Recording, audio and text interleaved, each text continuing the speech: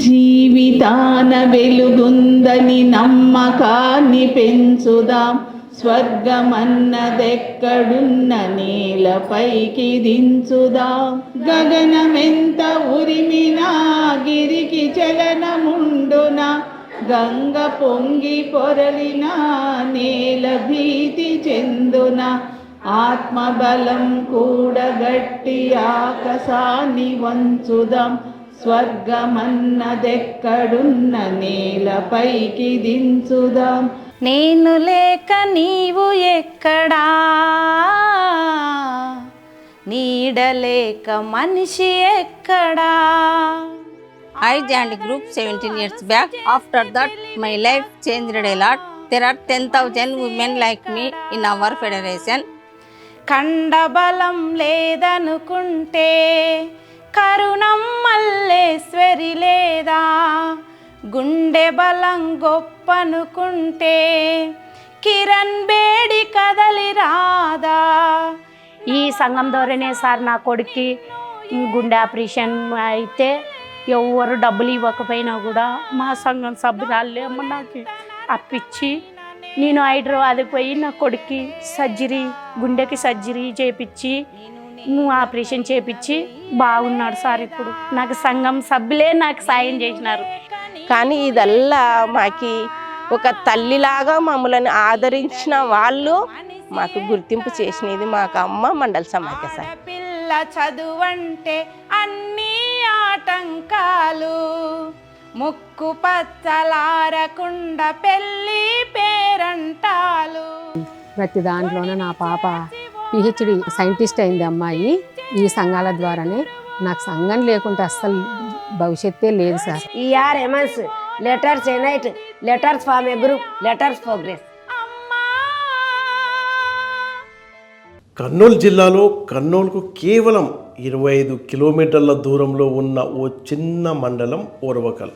ఎటు చూసినా రాళ్లే, కఠినమైన భూమి, పగుళ్లతో పొడిబారిపోయిన నేల.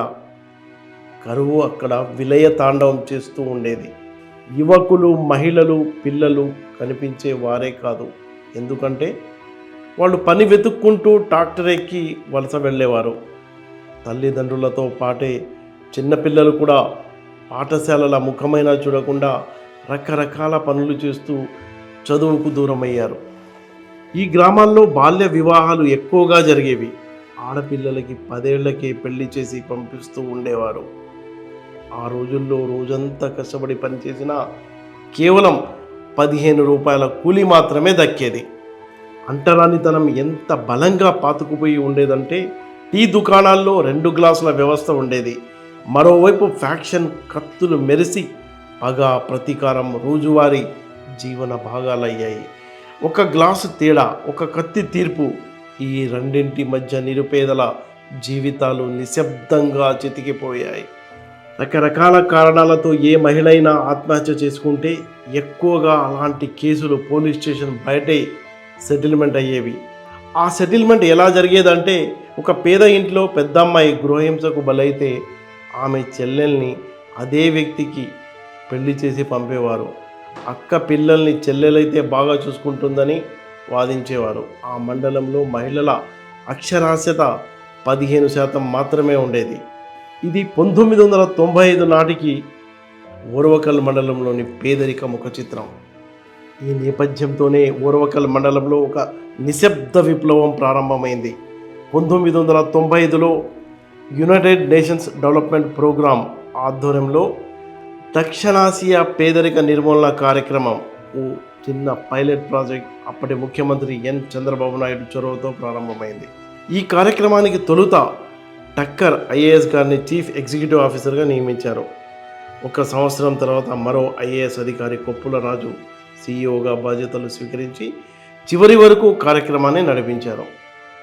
ఈ ప్రాజెక్టును నడిపించేందుకు ప్రభుత్వం కొంతమంది ప్రాజెక్ట్ అధికారులను నియమించగా వారిలో విజయభారతి ఒకరు. ఆమె ఓర్వకల్ మండల బాధ్యతలు స్వీకరించారు. ప్రారంభంలో అనేక సవాళ్లు, ఎన్నో సందేహాలు, స్థానిక ఒత్తిళ్లుండేవి. కానీ ఆమె వెనుదిరగలేదు. మహిళల్ని సంఘటితం చేయడం ప్రారంభించారు. మహిళలు స్వయం సహాయక సంఘాలుగా ఏర్పడటం మొదలైంది. పొదుపు ప్రారంభమైంది. పేదలే పేదల్ని గుర్తించారు, వాళ్ళే సభ్యులయ్యారు, వాళ్ళే సమావేశాలు పెట్టారు, వాళ్ళే నిర్ణయాలు తీసుకున్నారు. స్వయం సహాయక బృందాలు, సామూహిక పొదుపు, రుణాల వ్యవస్థలు కొత్త ఊపు పొందాయి. 30 నుంచి 35 గ్రూపులు కలిసి, అన్ని గ్రామ సమాఖ్యలు కలిసి ఒక మండల సమాఖ్యగా ఏర్పడ్డాయి. ఓర్వకల్లులో అలా ఓ నూతన శకం ప్రారంభమైంది. హుసేనాపురం గ్రామంలో కేవలం 20 మంది మహిళలతో 2 డ్వాక్రా సంఘాలు ప్రారంభమయ్యాయి. ఆ 2 సంఘాల స్ఫూర్తి క్రమంగా ఓర్వకల్ మండలం అంతా వ్యాపించి ప్రస్తుతానికి 1270 సంఘాలు ఏర్పడి మొత్తం 12,700 మంది మహిళలు సభ్యులయ్యారు. 1 కోటి మంది మహిళల్ని ఒక వేదికపైకి తీసుకొచ్చారు, ఆర్గనైజ్ చేశారు. చిన్న సంఘాలుగా, గ్రామ సంఘాలుగా, మండల సమాఖ్యలుగా, జిల్లా సమాఖ్యగా, మొత్తం రాష్ట్రంగా ఉమ్మడి ఆంధ్రప్రదేశ్లో అప్పుడు 1 కోటి మంది మహిళలు అప్పుడే వాళ్ళు ఒక జత అయ్యారనమాట, ఒక జట్టుగా మారారు. ఇది ఒక పెద్ద విప్లవం. ఇది ఒక నిశ్శబ్ద విప్లవం అంటానంటే ఎలాంటి కేకలు, అరుపులు, గొడవలు ఇవేం లేకుండా నిశ్శబ్దంగా పేదల జీవితంలో మార్పు తెచ్చినటువంటి ఒక ఉద్యమం, వెలుగు ఉద్యమం. వాళ్ళకి ఏం దొరికింది? ఈ పేద మహిళలు ఎటువంటి వాళ్ళు పేద కుటుంబాల్లో పుట్టారు. చదువు చాలామంది, రాయలసీమలో అయితే చదువుకున్న శాతం చాలా తక్కువ మహిళల్లో. చిన్నప్పుడే 10-12 ఏళ్ళు, 15 ఏళ్ళ లోపు పెళ్ళిళ్ళు అయినాయి. 18 ఏళ్ళు వచ్చేసరికి 2-3 బిడ్డల తల్లులయ్యారు. కూలికి పోతే ఆ రోజుల్లో 95లో 30 రూపాయల కూలి, వెట్టి చాకిరి, బాల కార్మికులు, ఇట్లాంటి ఒక పేదరికాన్ని అనుభవిస్తున్న మహిళలు ఈ ఒక సంఘంగా అయినప్పుడు వాళ్ళకి మొట్టమొదటి లభించింది ఏంటంటే ఒక వేదిక, ఒక ప్లాట్ఫామ్ గ్రామంలో లభించింది. 10 మంది వచ్చి ఒక చోట కూర్చుని వారం మీటింగ్ పెట్టేసుకుని వాళ్ళ కష్టసుఖాలు కలబోసుకొని వాళ్ళ సమస్యలు చర్చించి దానికి ఏదైనా పరిష్కారం ఉంటే ఒకరికొకరు సలహాలు ఇచ్చుకోవడం, అదొక పుట్టిలుగా ఒక భరోసాని, ఒక రక్షణని ఇచ్చిందనమాట. ఆ ప్లాట్ఫామ్ వాళ్ళ వాయిస్ వినిపించడానికి ఒక వేదిక దొరికింది పేదవాళ్ళకి, పేద మహిళలకి ముఖ్యంగా.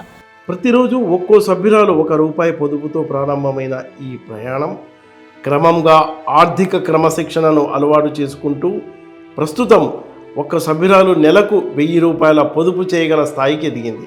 ఈ సంఘాలు కేవలం పొదుపు, రుణాల వ్యవస్థలే కాకుండా మహిళల్లో ఆత్మవిశ్వాసం, పరస్పర నమ్మకం, గ్రామీణ మహిళల్లో నాయకత్వ లక్షణాలను కూడా పెంపొందించాయి. ఈ డబ్బును బ్యాంకులో డిపాజిట్ చేయకుండా సభ్యులకే వడ్డీకి అప్పుగా ఇచ్చే విధానం కీలక మలుపుగా నిలిచింది. పొదుపు సంఘం నుంచి సభ్యురాలికి అవసరమైన సమయంలోనే రుణం లభించడంతో మహిళల జీవన విధానంలో స్పష్టమైన మార్పు వచ్చింది. సమయానికి పెట్టుబడి దొరకడం వల్ల మహిళలు వ్యవసాయం, చిన్న వ్యాపారాలు, పశుపోషణ, పిల్లల విద్య, కుటుంబ ఆరోగ్య అవసరాలు తీర్చుకుంటూ ఆర్థికంగా బలపడ్డారు. ఇది కేవలం రుణం కాదు, వారి ఆత్మగౌరవం, స్వయం ప్రతిపత్తిని పెంపొందించే అవకాశంగా మారింది. పేద మహిళలకు పెట్టుబడి మార్గాలు విస్తృతంగా తెరుచుకున్నాయి. బ్యాంకులు, శ్రీనిధి, క్రెడిట్ కోఆపరేటివ్ ఫెడరేషన్, మండల సమాఖ్యల ద్వారా కమ్యూనిటీ ఇన్వెస్ట్మెంట్ ఫండ్ CIF, అలాగే స్వతంత్రంగా ఏర్పాటు చేసిన మహిళా బ్యాంక్ ద్వారా రుణ సదుపాయాలు అందుబాటులోకి వచ్చాయి. ఒకప్పుడు పేదలకు అప్పు ఇవ్వడంలో వెనుకాడిన బ్యాంకులు కూడా ఇప్పుడు మహిళా సంఘాల విశ్వసనీయతను గుర్తించి స్వయంగా రుణాలు అందిస్తున్నాయి. సభ్యుల క్రమబద్ధమైన పొదుపు, పరస్పర సహకారం, సమిష్టి బాధ్యత ఫలితంగా స్వయం సహాయక సంఘాల మొత్తం పొదుపు ₹111,56,32,000, వడ్డీ ₹108,47,33,837 మహిళా బ్యాంక్ టర్నోవర్ ₹19,50,00,000 చేరుకుంది.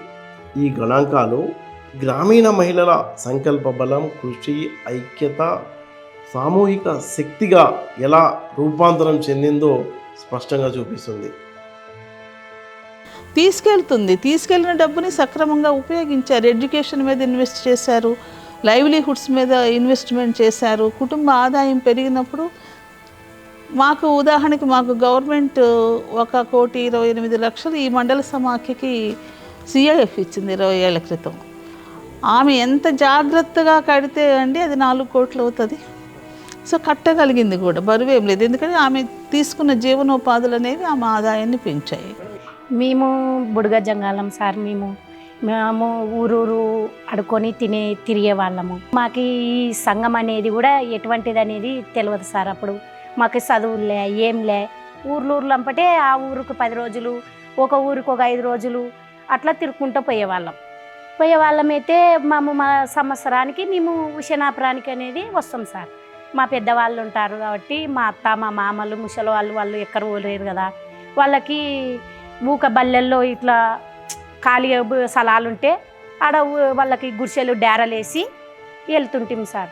పోతుంటే ఒకరోజు రాత్రి అన్నానికి పోయింటే అంత గ్రూపులు కట్టుకుంటే వాళ్ళల్లా అంత సంఘం లెక్క 10 మంది కూర్చొని నడిమెద్దలో ఒక ఆయన కూర్చొని రాసుకుంటూ ఉన్నారు.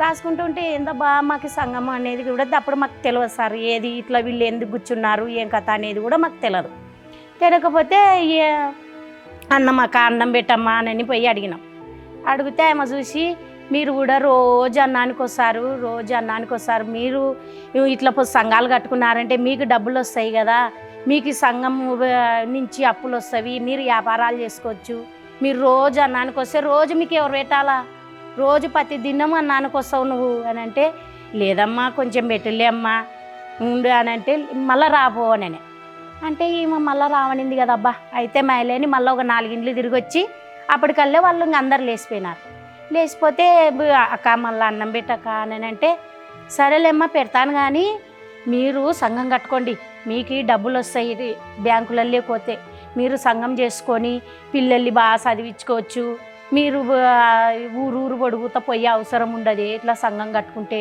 డబ్బులు వస్తాయి, బాగా వ్యాపారం చేసుకోవచ్చు, ఉండండి ఈ ఊర్లోనే ఉంటారు అని అంటే, సో మేము సంఘం కట్టుకునేకే మేము ఊరు పోయే వాళ్ళం కదా, మేము ఏడ ఉంటాము అని అంటే, లేదు కట్టుకోండి బాగుంటారు అని అంటే, ఇంటికి పోయి మా అత్త వాళ్ళకి చెప్తే మా అత్త వాళ్ళు అందరూ ఒక 10 మందిని కుప్పేసుకొని మా వాళ్ళనల్లా, అంతా చిన్నమ్మ పెద్దమ్మ మనం సంఘాలు కట్టుకుంటే బాగుంటామంట, డబ్బులు వస్తావంట, మనం కూడా ఊరు పట్టుకొని తిరిగే పని ఉండదు అని అంటే, వాళ్ళు చూసి మనము ఒక ఊర్లో ఉండేతోళ్ళం కాదు కదా, మనం ఒక ఊర్లో ఉండేతోళ్ళం అయితే మనం సంఘం కట్టుకున్నా బాగుంటుంది, ఊరూరు మనం పోయేతోళ్ళం కదమ్మా, మనం ఎప్పుడు కట్టుకోవాలంటే, లేదత్తా కట్టుకుందాము, చాలా మంది ఊర్లో అందరు కట్టుకుంటున్నారు, మనం కట్టుకుంటే మనం బాగుంటామంట, మనకు అప్పులు వస్తామంట, వ్యాపారాలు పోదాం, ఊర్లోకి పోతే ఏమైంది నీకు బాగుండవు కదా, కాళ్ళు చేతులు లేవా నీకేమన్నా. మేము ఆ డబ్బు సంఘం చేరి మేము అందరం చెప్పేది వినుకొని మేము అట్లా సంఘం చేసుకున్నాం సార్. ఊర్లో వాళ్ళని చూసి కమిటీకి గ్రామీణ సంఘానికి వెళ్ళి తెలుసుకొని సంఘం చేసుకున్నాం. సంఘం చేసుకొని ఇంకా మాకు బ్యాంక్ సార్ అప్పులు ఇచ్చినాడు, 30,000 అప్పిస్తే చిన్న వ్యాపారాలు చేసుకొని అట్లనే మాకు 2వ లోన్ వచ్చేసింది. అట్లనే ఇంకా కొంచెం మనకు డబ్బు పెరిగే కొద్దీ వ్యాపారం పెంచుకొని వ్యాపారాలు చేసుకుంటున్నాము. ఇప్పుడు పిల్లల్ని చదివించుకుంటున్నాము. మేము అప్పుడు చిన్నగా జీలకర్ర ఆవాలు అవి అమ్ముతుంటాం సార్. అప్పటి నుంచి పోయి మళ్ళీ బట్టలు తెచ్చేసుకున్నాం, రెడీమేడ్ బట్టలు అమ్ముతాం. రెడీమేడ్ బట్టల నుంచి మాకు చీరల వ్యాపారం చేసుకున్నాం. మాకు అట్లనే ఆదాయం పెరిగే కొద్దీ వ్యాపారం దండిగా పెంచుకున్నాం. ఇంకా మనం ఒక్కరమే వ్యాపారము తిరిగే కొద్దీ మనకి ఏమొస్తుందని మా భర్తకి ఆటో కొనుక్కుంటా అంటే ఆటో కొనిచ్చినాం సార్. రోజు ఆయన ఆటో తిప్పుకుంటాడు, రోజు ఆయన ఒక 1000 రూపాయలు సంపాదించుకుంటే 500 డీజిల్ పోతుంది, 500 ఇంటికి తెచ్చిస్తాడు సార్. ఫస్ట్ 50 రూపాయల నుంచి మొదలు పెట్టినాము, తర్వాత 100 చేసినాము, 100 నుంచి 150 చేసినాం, 150 నుంచి 200 చేసినాం, 200 నుంచి 300 చేసినాం, 300 నుంచి 500 చేసినాం, 500 నుంచి 1000 రూపాయలు చేసినాం. ఇప్పుడు మేము సంఘంలో చేరిన తర్వాత బాగా అప్పులు తీసుకున్నాము, అప్పులు కట్టేసినాము. మాకు ఈ పిల్లలకు అనేది మేము ఇండ్లు కట్టి స్థలం కొనుక్కున్నాము. పేదరికంలో నుంచి ఈ సంఘం ద్వారానే అభివృద్ధి పొందినాం సార్. ఈ సంఘం లేకపోతే మేము ఊరు పట్టుకొని తిరిగే వాళ్ళం కదా సార్. మేము మాకు ఏదనేది కూడా తెలియకపోవు కదా. ఈ సంఘం ద్వారానే సార్ నా కొడుక్కి గుండె ఆపరేషన్ అయితే ఎవరు డబ్బులు ఇవ్వకపోయినా కూడా మా సంఘం సభ్యురాళ్ళే అమ్మ నాకు అప్పిచ్చి నేను హైదరాబాద్కి పోయి నా కొడుక్కి గుండెకి సర్జరీ చేయించి ఆపరేషన్ చేపించి బాగున్నాడు సార్. ఇప్పుడు నాకు సంఘం సభ్యులే నాకు సాయం చేసినారు. ఈ సంఘమే నాకు సాయం చేసి నాకు బలం అనేది వచ్చింది సార్. నాకు లేకపోతే ఆ రోజు నాడు ఎవరు ఇవ్వకపోయింటే నాకు బయటికి వెళ్ళినా 5 రూపాయల వడ్డీ 10 రూపాయల వడ్డీ. మన సంఘం ద్వారా అయితే మనకి రూపాయి వడ్డీ లాగానే మనకు అప్పులు దొరుకుతాయి. నెల నెలకి మనం కట్టుకున్న ధైర్యం ఉంటుంది. లొద్దిపల్లికి చెందిన రత్నమ్మ దళిత మహిళ. తను చాలా చాలా పేదరికం, మరోపక్క అంటారానితనం. భర్తేమో బాండెడ్ కూలీ, రైతుల దగ్గర ఒక పెద్ద భూస్వామి దగ్గర లేబర్గా పనిచేస్తూ ఉండేవాళ్ళు. పెద్ద కుటుంబం, ఇటు తల్లి తరపున అటు అత్త వాళ్ళ తరపున అందరినీ తనే పోషించాలి. చాలా కష్టపడుతూ ఉండేది వ్యవసాయంలో. అలాంటి ఈ అమ్మ ఈ మహిళా సంఘంలో చేరడం, ఆమె జీవితం ఎలా మారింది, ఆమె జర్నీ గురించి ఆమె మాటల్లో తెలుసుకుందాం. ఆమె ఒకప్పుడు బస్సు ఎక్కడం అనేది చాలా ఆసక్తిగా, తాను బస్సు ఎక్కగలుగుతానా అన్న ఆసక్తితో చాలా ఉత్సాహంతో చూస్తూ ఉండేవాళ్ళు. అలాంటి ఈ అమ్మ కనీసం 50 విమానాలు 50 సార్లు 2 దేశాలు తిరగడమే కాదు, అమెరికా అధ్యక్షుడు జార్జ్ బుష్ని కూడా కలిశానని ఆమె చాలా గర్వంతో చెప్తున్నారు. అంటే ఒక పక్కేమో అంటరాని మహిళ, అంటరాని సమాజం, ఇక్కడ ఉన్న సమాజం అంతా అంటరాని వాళ్ళగా చూసే ఈ మహిళ జార్జ్ బుష్తో చెయ్యి కలపడం, ఆమె జర్నీ ఎలా సాగిందో ఆమె మాటల్లో విందాం. నమస్తే అమ్మ. నమస్తే. నేను సంఘంలో రానప్పుడు నాకు చిన్న వయసులోనే 15 సంవత్సరాలకు పెళ్లి చేశారు సార్. నాకు కూడా 4 బిడ్డలు, 1 కొడుకు. అంటే ఆడపిల్లలు పుట్టిందని చిన్న చూపు చూసేవాళ్ళు. మా ఆయన బాండెడ్ లేబర్గా పనిచేసేవాడు ఒక రైతు దగ్గర.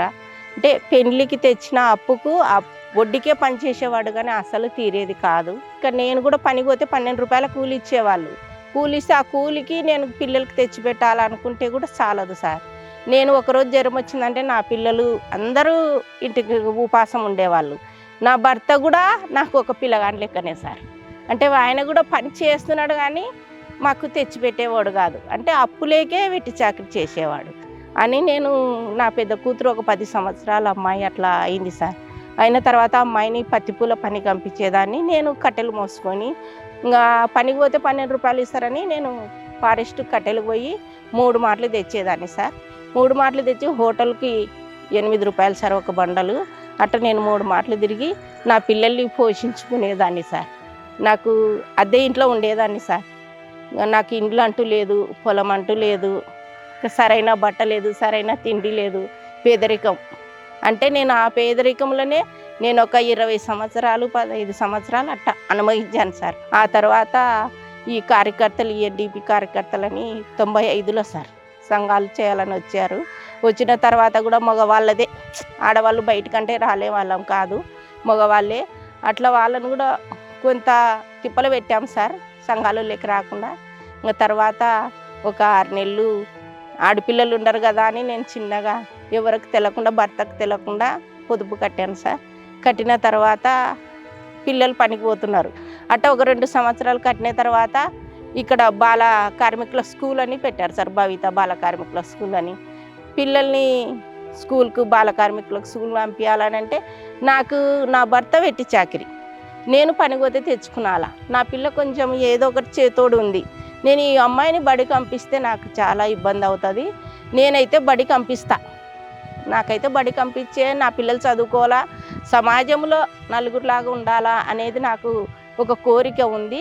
నా భర్తను వెట్టి చాకరీ విముక్తి చేయండి, నా కూతుర్ని నేను బడికి పంపిస్తా అని నేను చెప్పాను సార్.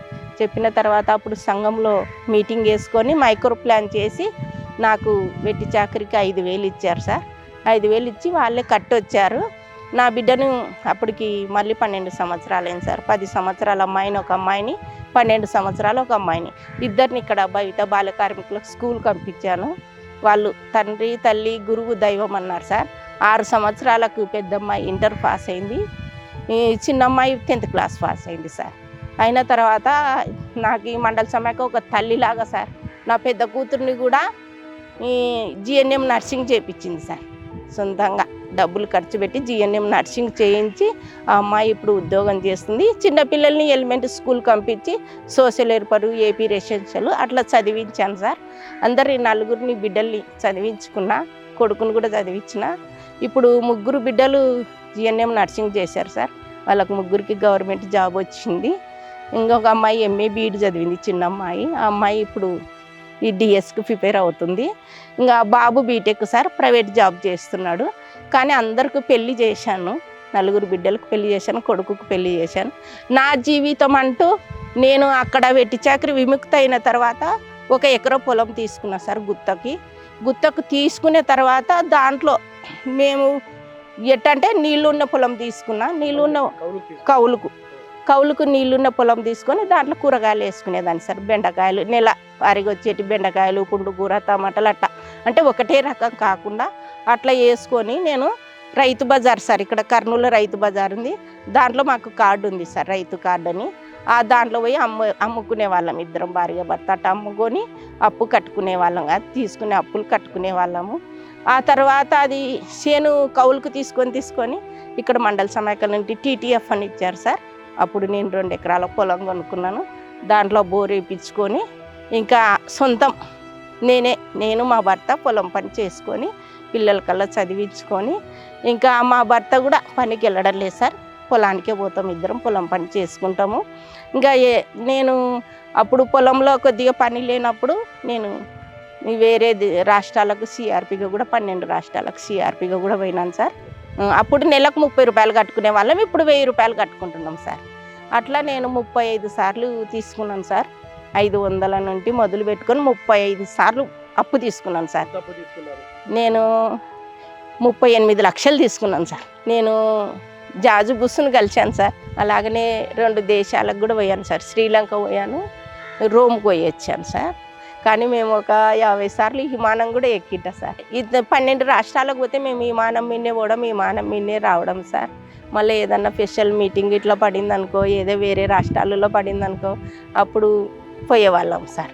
కానీ ఇదల్లా మాకి ఒక తల్లిలాగా మమ్మల్ని ఆదరించిన వాళ్ళు, మాకు గుర్తింపు చేసినది మాకు అమ్మ మండల సమాఖ్య సార్. సంఘంలో లేనప్పుడు మా మామ బాత్రూమ్ ఎత్తిపోసేవాడు. బాత్రూమ్ ఎత్తిపోతే మా మామకు డబ్బులు గిబ్బులు ఏం లేదు, ఉత్త ఫ్యామిలీకి తగినంత అన్నం పెట్టేవాళ్ళు. అయితే బాత్రూమ్ ఎత్తిపోసిన నాళ్ళు ఎత్తిపోసాడు. నా పెళ్ళి అయినాక నేను కూడా బాత్రూమ్ ఎత్తిపోయానికి పోయినాను. భర్తకు భార్యకు కడితే 30 రూపాయలు ఒక గుంతకి ఇచ్చేవాళ్ళు, బాత్రూమ్ గుంతకు. అయితే 30 రూపాయలు తెచ్చుకొని ఇంత అన్నం పెట్టేవాళ్ళు, పాత చీర ఇచ్చేవాళ్ళు, ఇంత సబ్బు ఇచ్చేవారు, పాత సబ్బు. ఆ సబ్బు తీసుకొని వచ్చి ఊరు బయట బావి ఉంటే బావి కాటికి పోయి స్నానం చేసుకొని వాళ్ళ చీర కట్టుకొని నా చీర దేవుకొని వచ్చేదాన్ని, నా బట్టలు దేవుకొని వచ్చేదాన్ని. అట్లాంటి జీవితం మాది 20 సంవత్సరాల వరకు. నేను ఒక పూట తిని ఒక పూట తినక నేను చాలా అనుమగించాను 20 ఏళ్ళు. నా భర్త తాగోతూ, మా డబ్బులు లేకుంటే కొట్టేవాడు, అన్నం లేకుంటే కొట్టేవాడు. మా అత్తమ్మ ముసిలిదైండే, అత్తమ్మకు బువ్వ పిల్లలకి 3 పిల్లలకు పెట్టాలా, అత్తమ్మకు పెట్టాలా, నేనుంటే తినాలా లేకుంటే లే. భర్తకు పెట్టకుంటే కొట్టేవాడు. అందరికి పెట్టాలి, నేనుంటే తినాలా లేకుంటే నీళ్ళు తాగి పండుకాలా. ఆ జీవితం నాది 20 సంవత్సరాలు. 20 సంవత్సరాలు అట్నే గోడాన్నాను. ఈ జీవితం ఎందుకు, చనిపోతే బాగుండు, ఏం చేయనికే బతకాలని చెప్పి నేను అనుకునేదాన్ని. నేను అప్పుడే అమ్మగారు విజయభారత అమ్మగారు వచ్చారు మా ఊరికి. వచ్చి గ్రూపులలో చేరారంటే మా కాడ తిన్నీకెళ్ళేవు కట్టనీకెళ్ళేవమ్మా, మేమైతే గ్రూపులలో చేరలేము, మేము ఆ నుంచి 30 రూపాయలు ఆ నుంచి పొదుపు చేస్తామని చెప్పి అమ్మకు సవాల్ ఇచ్చేదాన్ని నేను. అయితే రైతు దగ్గర ఒక 10,000 రూపాయలు అప్పు, 1000 రూపాయలు అప్పు తీసుకుంటే 100కు 10 రూపాయలు వడ్డీ. అట్లా మావైన సంవత్సరం వరకు గాసం కొట్టినా కానీ కూడా, నీ భర్త రయ్యం బగులు గాసం కొట్టినా కానీ కూడా ఆరోగ్యం బాగాలేకుంటే తీసుకుని ఉంటే, సంవత్సరం వల్ల కొట్టినా కానీ నీ భర్త వడ్డీ కూడా తీర్చాలి, అసలు అట్టనే ఉంది అని చెప్పి అనేవాళ్ళు రైతులు. అయితే అట్లాంటి పరిస్థితులు దీంట్లో అయితే 2 రూపాయల వడ్డీ పొదుపులో చేరితే నువ్వు అసలు 2 రూపాయల వడ్డీ తీసుకోవచ్చు, కట్టుకోవచ్చు. ఇదైతే ఎవరిది బాధ్యత ఉండదు, ఎవరిది హామీ ఉండదు. గ్రూపులో చేరితే మంచిది పక్రమ అని చెప్పినారు అమ్మగారు. అయితే గ్రూపులో చేరినారు. నేను ఒక గ్రూపులో చేరినాను, మా అత్తకు ఒక గ్రూపులో చేర్చిన. నెలకు 30 కట్టుకుంటూ వచ్చినాక 5 నెలల తర్వాత అప్పు తీసుకున్న 500 రూపాయలు అప్పు తీసుకొని కూరగాయల వ్యాపారం చేసిన. కూరగాయల వ్యాపారం చేస్తే మా ఊర్లో అమ్మితే బాత్రూమ్ గడ్డ ఎత్తిపోసేది అని మా ఊర్లో కూరగాయలు అమ్మడబోమని వేరే ఊరికి లారీకి పోయి 5 రూపాయలు ఇచ్చి లారీకి తెల్లడదాం 4 గంటలకు లేచి లారీకి పోయి వేరే మండలంలో పోయి అమ్ముకొచ్చే, పానెం మండలంలో పోయి అమ్ముకొచ్చేదాన్ని. అక్కడ నా బాత్రూమ్ ఎత్తిపోసేనికి పోతే 30 రూపాయలు వచ్చిండే, ఇద్దరు కలిసి. కూరగాయలు అమ్మనికి పోతే నాకు 100, నా భర్తకు 100, 200 వచ్చిండే రోజుకు. అయితే నెలకు 100 రూపాయలు వడ్డీ, నెలకు 100 రూపాయలు వడ్డీ, 500 రూపాయలు కట్టేసాను పొదుపులా. మళ్ళీ 1000 రూపాయలు తీసుకున్నాను. మళ్ళీ 2 హోటళ్ళకు, అన్నం హోటళ్ళకు ఒప్పందం చేసుకున్నాను. ఒక హోటల్కి వేస్తే టమాటా బుట్ట, 50 రూపాయల కూలి, ఒక హోటల్కి వేస్తే 50 రూపాయల కూలి. నేను నా భర్త తిరిగి అమ్మితే చెరి ఒక 100, 300 రూపాయలు వచ్చేది. నెలకు 200 వడ్డీ, నెలకు 200 వడ్డీ, 1000 రూపాయలు కట్టేశాను. మళ్ళీ 5000 తీసుకున్న వ్యాపారం పెంచడానికే. ఇట్లా సంతలు జరుగుతాయి, రోజు ఒక సంత. ఆ సంతలకు వెళ్ళాలి. 5000 తీసుకున్నాను. కర్నూలు మార్కెట్ టౌన్కి, పెద్ద టౌన్కి వెళ్ళి మార్కెట్లో ఆలుగడ్డలు, టమాటాలు, పచ్చిమిరపకాయలు, వంకాయలు అన్నీ ఒక ఆటను బాడీకి తీసుకొని 5000 రూపాయల సరుకు వేసుకొని ఆ సంతలో పోసి అమ్ముతుంటే వాళ్ళు అవతల వాళ్ళు 10 రూపాయల కిలో వేస్తే నేను 8 రూపాయల కిలో వేసి మొత్తం అయిపోగొట్టేదాన్ని. సాయంత్రం కల్లా కూరగాయలు అయిపోయి 5000 వెళ్ళి ఆటబాడికి వెళ్ళి రోజుకి 1000 రూపాయలు కూలి మిగులుతుండే మాకు. అట్లాంటిది నెలకు 1000 రూపాయలు వడ్డీ, నెలకు 5 రూపాయలు వడ్డీ కట్టుకుంటూ వచ్చాను. మళ్ళీ 10,000 తీసుకున్నాను. 10,000 తీసుకొని 5 సెంట్ల స్థలం కొనుక్కున్నాను. 7,500 స్థలానికి పోయినాయి. 2,500 నా దగ్గర పెట్టుకున్నాయి వ్యాపారానికి. అట్లా వ్యాపారం చేసుకుంటూ ఆ 10,000 రూపాయలు కట్టుకుంటూ వచ్చాను. నెలకు కట్టుకుంటూ వచ్చిన తర్వాత మళ్ళీ 50,000 తీసుకున్నాను. 50,000 తీసుకొని పొలం తయారు చేసుకోనికి 50,000 తయారు చేసుకున్నాను. మళ్ళీ 1,50,000 మండలైక్య సంఘంలో 1,50,000 తీసుకున్నా. మళ్ళీ తయారు చేసుకున్నాను. పొలం తయారు చేసుకుని బోర్ వేయించుకున్నాను. 6 ఎకరాలు తయారు చేసుకున్నాం పొలము. గవర్నమెంట్ పట్ట ఇచ్చింది 6 ఎకరాలకు మాకు కుటుంబానికి. చిన్న కోడలికి, పెద్ద కోడలికి, నాకు 6 ఎకరాలు పట్టాలు వచ్చినాయి. అయితే ఆ పొలం కొండ పొలం కాబట్టి ఇంకా ఏం పండియలే. మొత్తం తీసేస్తున్నాం, కంది వేసుకుంటున్నాము, కంది పండించుకుంటున్నాం. కంది ఒకటే పండుతుంది ఆడ. అయితే 1,50,000 రూపాయలు కట్టేసిన తర్వాత 3,50,000 చిన్న కొడుకు ఇంటర్ చదివినాడు, కార్ డ్రైవర్ అని 3,50,000 మండలైక్య సంఘంలో రూపాయి వడ్డీ అని టోర్ రూమ్లో టాటా మ్యాజిక్ తీసుకొని అక్కడ టోర్ రూమ్లో అంతా కట్టేసి, అక్కడైతే వడ్డీ ఎక్కువ పడుతుంది, ఇక్కడైతే రూపాయి వడ్డీ అని ఇక్కడ మండలైక్య సంఘంలో తీసుకొని అక్కడ మొత్తం కట్టేసి ఇక్కడ నెల కింద 3,50,000 కట్టుకుంటూ వచ్చాను. పిల్లోడు సంపాదించుండే, నేను వ్యాపారం చేసినట్టు అన్నీ కలిసి నెలకు 15,000 లెక్క కట్టుకుంటూ వచ్చాను. 3,50,000 రూపాయలు అయిపోయిన తర్వాత మళ్ళీ అప్పటి నుంచి ఇప్పటి వరకు పెద్ద కొడుకుని MBA చదివించిన, చిన్న కొడుకు ఇంటర్ చదివినాడు, పాప టీచర్ కోచింగ్ చేసింది. అయితే 3 పిల్లలు చదివించుకున్నా, 5 సెంట్ల స్థలం తీసుకున్నా, 6 ఎకరాల పొలం సంపాదించుకున్నా, 2వ ఫ్లోర్ ఇండ్లు కట్టుకున్నాం. ఇప్పుడు 45 లక్షలు అయింది. అయితే ఇంతవరకు నేను 1995 నుంచి నేను జాయిన్ అయినాను. జాయిన్ అయిన కానించి ఇంతవరకు 30 లక్షలు అప్పు తీసుకున్నాం మా ఫ్యామిలీ కోసం. 30 లక్షలు గ్రూపులో చేరినందుకు 30 లక్షలు అప్పు పుట్టింది. గ్రూపులో చేరకుంటే ఎవరు ₹1 ఇచ్చేవాళ్ళు కాదు. అప్పుడు 100 రూపాయలకు 10 రూపాయలు వడ్డీ వేసేవాళ్ళు ఎవరి దగ్గరని. ఏం ఆస్తుంది నీ కాడ, ఏం పొలం ఉంది, ఏం బంగారు కుద పెడతావు, అట్లయితేనే నామినీ పెడితేనే డబ్బులు ఇచ్చేది, లేకుంటే ఇవ్వమని చెప్పి అనేవాళ్ళు. అయితే ఇప్పుడు నామినీ లేకుండా, ఏం ఆస్తులు పాస్తులు లేకుండా గ్రూపులు చూసి డబ్బులు ఇస్తున్నారు. ఇప్పుడు బ్యాంకులో, గవర్నమెంట్ బ్యాంకులో డబ్బులు అప్పిస్తున్నారు. మహిళా బ్యాంకులో అప్పు పుడుతుంది, మా గ్రూపులో అప్పు పుడుతుంది, గ్రామైక్య సంఘంలో అప్పు పుడుతుంది. 4 రకాల అప్పు ఒక సభ్యురాలికి 500 కానించి 30 లక్షలు తీసుకొని మొత్తం కట్టేసిన నేను. ఇప్పుడు ఏం బాకీ లేను. ఇప్పుడు ఎదారు లేకుండా ఈయన చంద్రబాబు సారు మా ఊరికి వచ్చినాడు. మా ఊరికి వచ్చింటే మా బడికాన్నే మీటింగ్ పెట్టింటే ఆ రోజు చంద్రబాబు సారు హిందీ మాట్లాడించినాడు, ఇంగ్లీష్ మాట్లాడించినాడు. నా కేస్ స్టడీ విన్నాడు. చంద్రబాబు సార్తో కలిశాను. సోనియా గాంధీ మేడం ఏలూరులో మీటింగ్ పెట్టింటే అప్పుడు కూడా సోనియా గాంధీ మేడం దగ్గర హిందీ మాట్లాడింటే బిరు భారత్ కర్నేదే వాళ్ళు అడిగేసాను. అప్పుడు మాట్లాడి బీహార్ ముఖ్యమంత్రి నితీష్ కుమార్తో హైదరాబాద్లో మాట్లాడినాను. మళ్ళా రాహుల్ గాంధీ బంగ్లాకి వెళ్ళి రాహుల్ గాంధీతో మాట్లాడినాను. శ్రీలంక మినిస్టర్ వచ్చిన మా ఇంటికి. శ్రీలంక మినిస్టర్ వచ్చి టీ కప్పు గిఫ్ట్ ఇచ్చిపోయినాడు. శ్రీలంక మినిస్టర్ మా ఇంటికి వచ్చి బందోబస్తు వచ్చిండ్రు. మండలానికి వచ్చి మండలం నుంచి అమ్మగారు మా ఇంటికి పంపించాను. కేస్ స్టడీ కోసం ఇట్లా వచ్చింటే టీ కప్పు ఇచ్చిపోయినాడు అద్దుకునేది. నేను హిందీ నేర్చుకున్నా 1 సంవత్సరం. మండలంలో ఒక 2 నెలలు ఇంగ్లీష్ నేర్చుకున్నాను. 9 రాష్ట్రాలు వేసి నేను. My dear brother, sister, good morning, how are you? Thanks for coming here, we are happy to meet you. My name is Pakkiramma. I am from village Husseinapuram. I am a poor man. I am a Dalit man. My SH name is Vasundhara. My EO name is Janmabhoomi. My federation name is Home Place. My joining group 1995.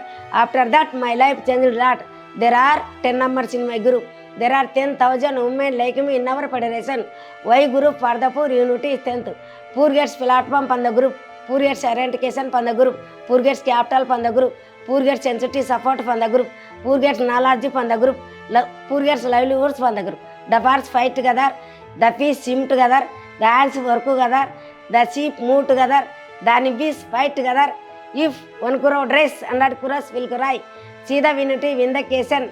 ER Emans, letters unite, letters form a group, letters progress. నేను ఇంతకుముందు 1999లో మాది poor కుటుంబం sir. మేము మా అమ్మకు మా నాన్నకు 4 అక్క చెల్లెళ్ళం, ఒక తమ్ముడు సార్. మేము పనికి వెళ్తే కానీ మా కుటుంబం గడిచేది కాదు సార్. మా అమ్మ మా నాన్న కూడా పనికి వెళ్ళేవారు, మేము కూడా పనికి వెళ్ళేవాళ్ళం సార్. కానీ అప్పుడు చిన్న వయసులో మా అక్క వాళ్ళకి ఇద్దరికి పెళ్ళిళ్ళు అయినాయి సార్. 12 సంవత్సరాల్లోనే మా పెద్దక్కకు మా చిన్నక్కకు పెళ్ళి చేసేసినారు సార్. నేను మా తమ్ముడు మా చెల్లెలు ఉన్నాం సార్. నేను మా చెల్లెల్ని పెంచుకోవడానికి నన్ను ఇంటి దగ్గర పెట్టినారు సార్ కొన్ని రోజులు. తర్వాత మా చెల్లెలు కొంచెం పెద్దగా అయినాక ఆమె ఇంటి దగ్గర పెట్టి నేను పనికి వెళ్ళేదాన్ని సార్. అంటే చీడు పత్తికి సార్, అంటే కాటన్ చీడ. అప్పుడు గుంటూరు వాళ్ళు వచ్చి మా ఊర్లో వేసేవాళ్ళు సార్. వాళ్ళ దగ్గరికి వెళ్ళి పని చేసేదాన్ని సార్. పని చేస్తుంటే వాళ్ళు 15 రూపాయలు ఇచ్చేవాళ్ళు సార్. మేము ఎండకైనా అంటే వాళ్ళు మమ్మల్ని ఒక కొనేసినట్లనే సార్. వాన వచ్చినా ఏమొచ్చినా మేము వెళ్ళాలి, ఆ పని చేయాలి. Bonded labour sir. 15 రూపాయలు ఇచ్చేవాళ్ళు సార్. అట్లా వారానికి 150 రూపాయలు ఇచ్చేవారు సార్ మాకు. అట్లా పోతుంటే సార్, పోతుంటే నాకు 12 ఏళ్ళ వయసు సార్. పోతుంటే మా ఊర్లో 1995లోనే గ్రూపులు వచ్చినాయి సార్. వచ్చి మీరు సంఘంలో చేరండి అమ్మా అని మా అమ్మని అడిగినప్పుడు, నేను ఆ సంఘం చేరదనమ్మా, నాకు 4 పిల్లలు, నేను సంఘంలో చేరంత లేదు నాకు, నేను చేరనని అనింది సార్. అన్న తర్వాత మళ్ళీ ఒకసారి వచ్చినారు సార్. వచ్చింటే చూడమ్మా, రోజుకు ₹1 నువ్వు, నీ పిల్లల భవిష్యత్తు బాగుంటుంది, నీ భవిష్యత్తు బాగుంటుంది, రోజు ₹1 దాచిపెట్టుకో అని అంటే, ఏమో ఆలోచించలే అని ఆమె ఒకరోజు మా అమ్మ ఇంటుంటే సార్. నేను అప్పుడు ఇంట్లో ఇంటుంటే సాయంత్రం ఇంటికి వస్తా కదా సార్, అప్పుడు వస్తుండ్రు వాళ్ళు, నేను ఇంటుంటే. అప్పుడు మా అమ్మ, సరే అమ్మా, ఇది ఏదో చెప్తున్నారు కదేమ్మా, బాగుంటుంది అంటున్నారు, మన పిల్లలు బాగుపడతారు అంటున్నారు కదమ్మా, నువ్వు ఒకసారి ఆలోచన చేయమంటే మీ నాన్న ఆడపడనిస్తాడమ్మా అని అంటే, లేదులేమ్మా చూడు, ఓసారి మేము పని చేస్తున్నాం కదా, దాంట్లో ₹1 దాచిపెట్టి కట్టుకోమా అంటే, మా అమ్మ సర్లే ఆలోచన చేద్దామని మళ్ళీ వచ్చినారు సార్ వాళ్ళు, కమిటీ వాళ్ళు. వచ్చిన తర్వాత హోమ్ ప్లీజ్ కమిటీ వచ్చింది. వచ్చిన తర్వాత మళ్ళీ దగ్గరకు వచ్చినారు సార్. ఇంటి దగ్గరకు వచ్చినాక అడిగినారు సార్ వాళ్ళు. అడిగి ఏమ్మా నువ్వు గ్రూప్లో చేరుతావా అంటే, సరేలేమ్మా చూస్తా, చేరుతా కానీ మా ఆయనకు చెప్పొద్దండి అమ్మ, నేను చేరుతా, మీరు ఇప్పుడే చెప్పొద్దండి అని చెప్పింది సార్. అట్లా మా అమ్మ 1 నెల 2 నెలలు 3 నెలలు కట్టుకుంది సార్. కట్టుకున్న తర్వాత మా అమ్మకు ఆ చిన్నగల్లో అప్పులాగా ఇచ్చినారు సార్. మా అమ్మ బరగొడ్లు పెట్టుకుంది, చిన్నగా జీవనోపాధి అని బరగొడ్డుకు ఒక 50,000 అట్లా అప్పిచ్చినారు సార్. మా అమ్ముండి పోన్లే, మనం మనకు చదువు లేదు, మన పిల్లల జీవితాలు ఇట్లా ఆగమైపోయినాయి, ఉన్న 2 పిల్లలు నేను మనమిచ్చేసుకున్నా చిన్న వయసులో, ఈ పిల్లలనన్నా భవిష్యత్తు బాగుంటుంది అంటున్నారు కదా, పంపిద్దాంలే అని అంటే, సరేలే అని మా నాన్నంగా ఒప్పుకోక ఇద్దరం వచ్చినాం సార్. నేను మా చెల్లెలు, మా తమ్ముడు చిన్నగా ఉండే సార్, నేను మా చెల్లెలు వచ్చినాము. మా చెల్లెలి నేను ఇక్కడికి వచ్చిన తర్వాత మాకు బ్రష్లు ఇచ్చినారు సార్, రుబ్బెన్లు ఇచ్చినారు. మాకు ఇంటి దగ్గర దొరకనివి ఇక్కడ అన్నీ మాకు సమకూర్చినారు సార్ అమ్మగారు. అంటే మంచిగా చూసుకోవడము, బట్టలతో సహా ఒక మనిషిని పెట్టి ఇస్త్రీ చేపియడము, మాకు కొత్త బట్టలు వేపియడము, స్కూల్ డ్రెస్ మాకు తెలియదు సార్ ఎట్లా స్కూల్కు అంటే వేరే వాళ్ళని చూసే వాళ్ళమే కానీ మేము అనుభవించలేము సార్. స్కూల్కి వచ్చిన తర్వాత మాకు ఆ స్కూల్ డ్రెస్ వేసుకొని 2 జడలు వేసుకొని మేము 12 సంవత్సరాల్లోనే రాయడం మొదలుపెట్టినాం సార్. మొదలుపెట్టి బాగా స్కూల్లోనే చదువుకున్నాం సార్. కష్టపడి మాకు కూడా, ఎందుకంటే బయట కష్టపడినాం కదా సార్, మేము నీడకొచ్చి ఇది ఇంత బాగుంటుంది చదువు అంటే అని అసలు మరిపించినారు సార్ గ్రామీణ సంఘం వాళ్ళే మమ్మల్ని. అంటే అన్ని తిండి విషయంలో కూడా మేము ఒక పప్పు కారం తప్ప ఏం తినేవాళ్ళం కదా సార్ ఇంట్లో. ఇక్కడ అన్ని వారానికి ఒకసారి మాకు చికెను మటను అట్లాంటివి పెట్టేవాళ్ళు భవిత స్కూల్లో సార్. ఇక్కడికి వచ్చిన తర్వాత బ్రెస్సులు ఇచ్చినారు, మంచికి 2 జతల బట్టలు ఇచ్చినారు సార్, రిబ్బెన్లు, నూనె, ప్రతి ఒక్కటి మాకు ఏది కొదువ లేకుండా మమ్మల్ని చూసుకున్నారు సార్. మళ్ళీ ఏ సీజన్ వస్తే ఆ సీజన్లో పండ్లు, మళ్ళీ అదేవిధంగా అమ్మగారు కూడా అప్పుడప్పుడు వచ్చి మాకు గోరుముద్దలు పెట్టేవాళ్ళు సార్. రాత్రిపూట వచ్చి ఆమె అన్నం. అవును సార్, భవిత స్కూల్లో నేను కూడా చదివినాను సార్. నేను 10 డైరెక్ట్ 10th రాసినాం సార్. ఇంకా కష్టం విలువ తెలిసింది, ఇది అవకాశం అనే ఆలోచనతో మేము ఆ మూమెంట్లో ఇంకా చదివేసినాం సార్. బాగా చదువుకున్నాము, 10 పాస్ అయినాం సార్ అందరము. మేము 13 మంది ఉంటాం సార్. మా బ్యాచ్ 13 మంది మేమందరం పాస్ అయినాము. అందరినీ నర్సు ట్రైనింగ్ చేయించింది సార్ అమ్మ. నర్సు చేయించినాక నర్సులో నాకు ఇంకా అప్పటికి ఏజ్ వచ్చింది సార్. నర్సు ట్రైనింగ్ చేర్పించిన తర్వాత నర్సు ట్రైనింగ్ పూర్తి అయిపోయింది సార్. 2002లో పూర్తి అయిపోయింది. మా గ్రామంలోనే నేను హెల్త్ వర్కర్గా పనిచేస్తున్నాను సార్. ఇప్పుడు ప్రస్తుతానికి నాకు పెళ్ళయింది సార్. 2 పిల్లలు ఉన్నారు. నా కొడుకు ఇంటర్మీడియట్ చదువుతున్నాడు, నా బిడ్డ 10th చదువుతుంది. మా ఆయన సూపర్వైజర్గా పెట్రోల్ దాంట్లో పనిచేస్తున్నాడు సార్. మా చెల్లెలు కూడా టీచర్ అయింది సార్, ప్రైవేట్ టీచరు చెప్తుంది సార్. మా తమ్ముడు కొంతవరకు చదువుకున్నాడు సార్. కొంచెం మైండ్ లేనందుకు కొంచెం సరిగా లేదు సార్, మేనరికం మా తమ్ముడు. అందుకు తమ్ముడు ఇంటి దగ్గరే ఉంటాడు సార్. అంటే పొలం ఉంది అమ్మ వాళ్ళకి. ఇప్పుడు పొదుపులేక వచ్చినాక పొలం కొనుక్కున్నారు సార్ మా నాన్న. కొనుక్కొని పొలం చూసుకుంటారు సార్ మా అమ్మ మా నాన్న. ఇంకా ఇప్పుడు మేమైతే నా ఫ్యామిలీ బాగుంది సార్. నా పిల్లలు అట్లా కాకూడదని నేను ఇప్పుడు నా కొడుకు 2nd ఇయర్ చదువుతున్నాడు సార్ బైపీసీ. నా బిడ్డ 10th చదువుతుంది సార్. ఇప్పుడు టైలరింగ్ చేస్తా సార్. నేను టైలరింగ్ దాని నుంచి ఒక 5,000 వస్తుంది సార్. మామూలుగా నేను చేసే వర్క్ హెల్త్ వర్కర్గా చేస్తా సార్. అంటే హెల్త్ న్యూట్రిషన్ సెంటర్లో పనిచేస్తా సార్ నేను. నా ప్రయాణం సార్, నేను 1996లో మా సంఘం అయింది. నా సంఘం పేరు లక్ష్మీ దుర్గా. మేము 10 మంది సభ్యులం ఉన్నాము. చాలా పేదరికం సార్ నాకు. అప్పుడేమి ఆస్తులు అంటూ లేవు. మా ఆయన కొంచెం పేషెంట్, హార్ట్ అటాక్ పేషెంటు. ఈ సంఘం వచ్చిన తర్వాత సంఘంలో జాయిన్ అవ్వడం జరిగింది. 10 మంది పేద మహిళలమే. మేమేం చేసినామంటే, నా పిల్లలు చిన్నగా ఉండేవాళ్ళు.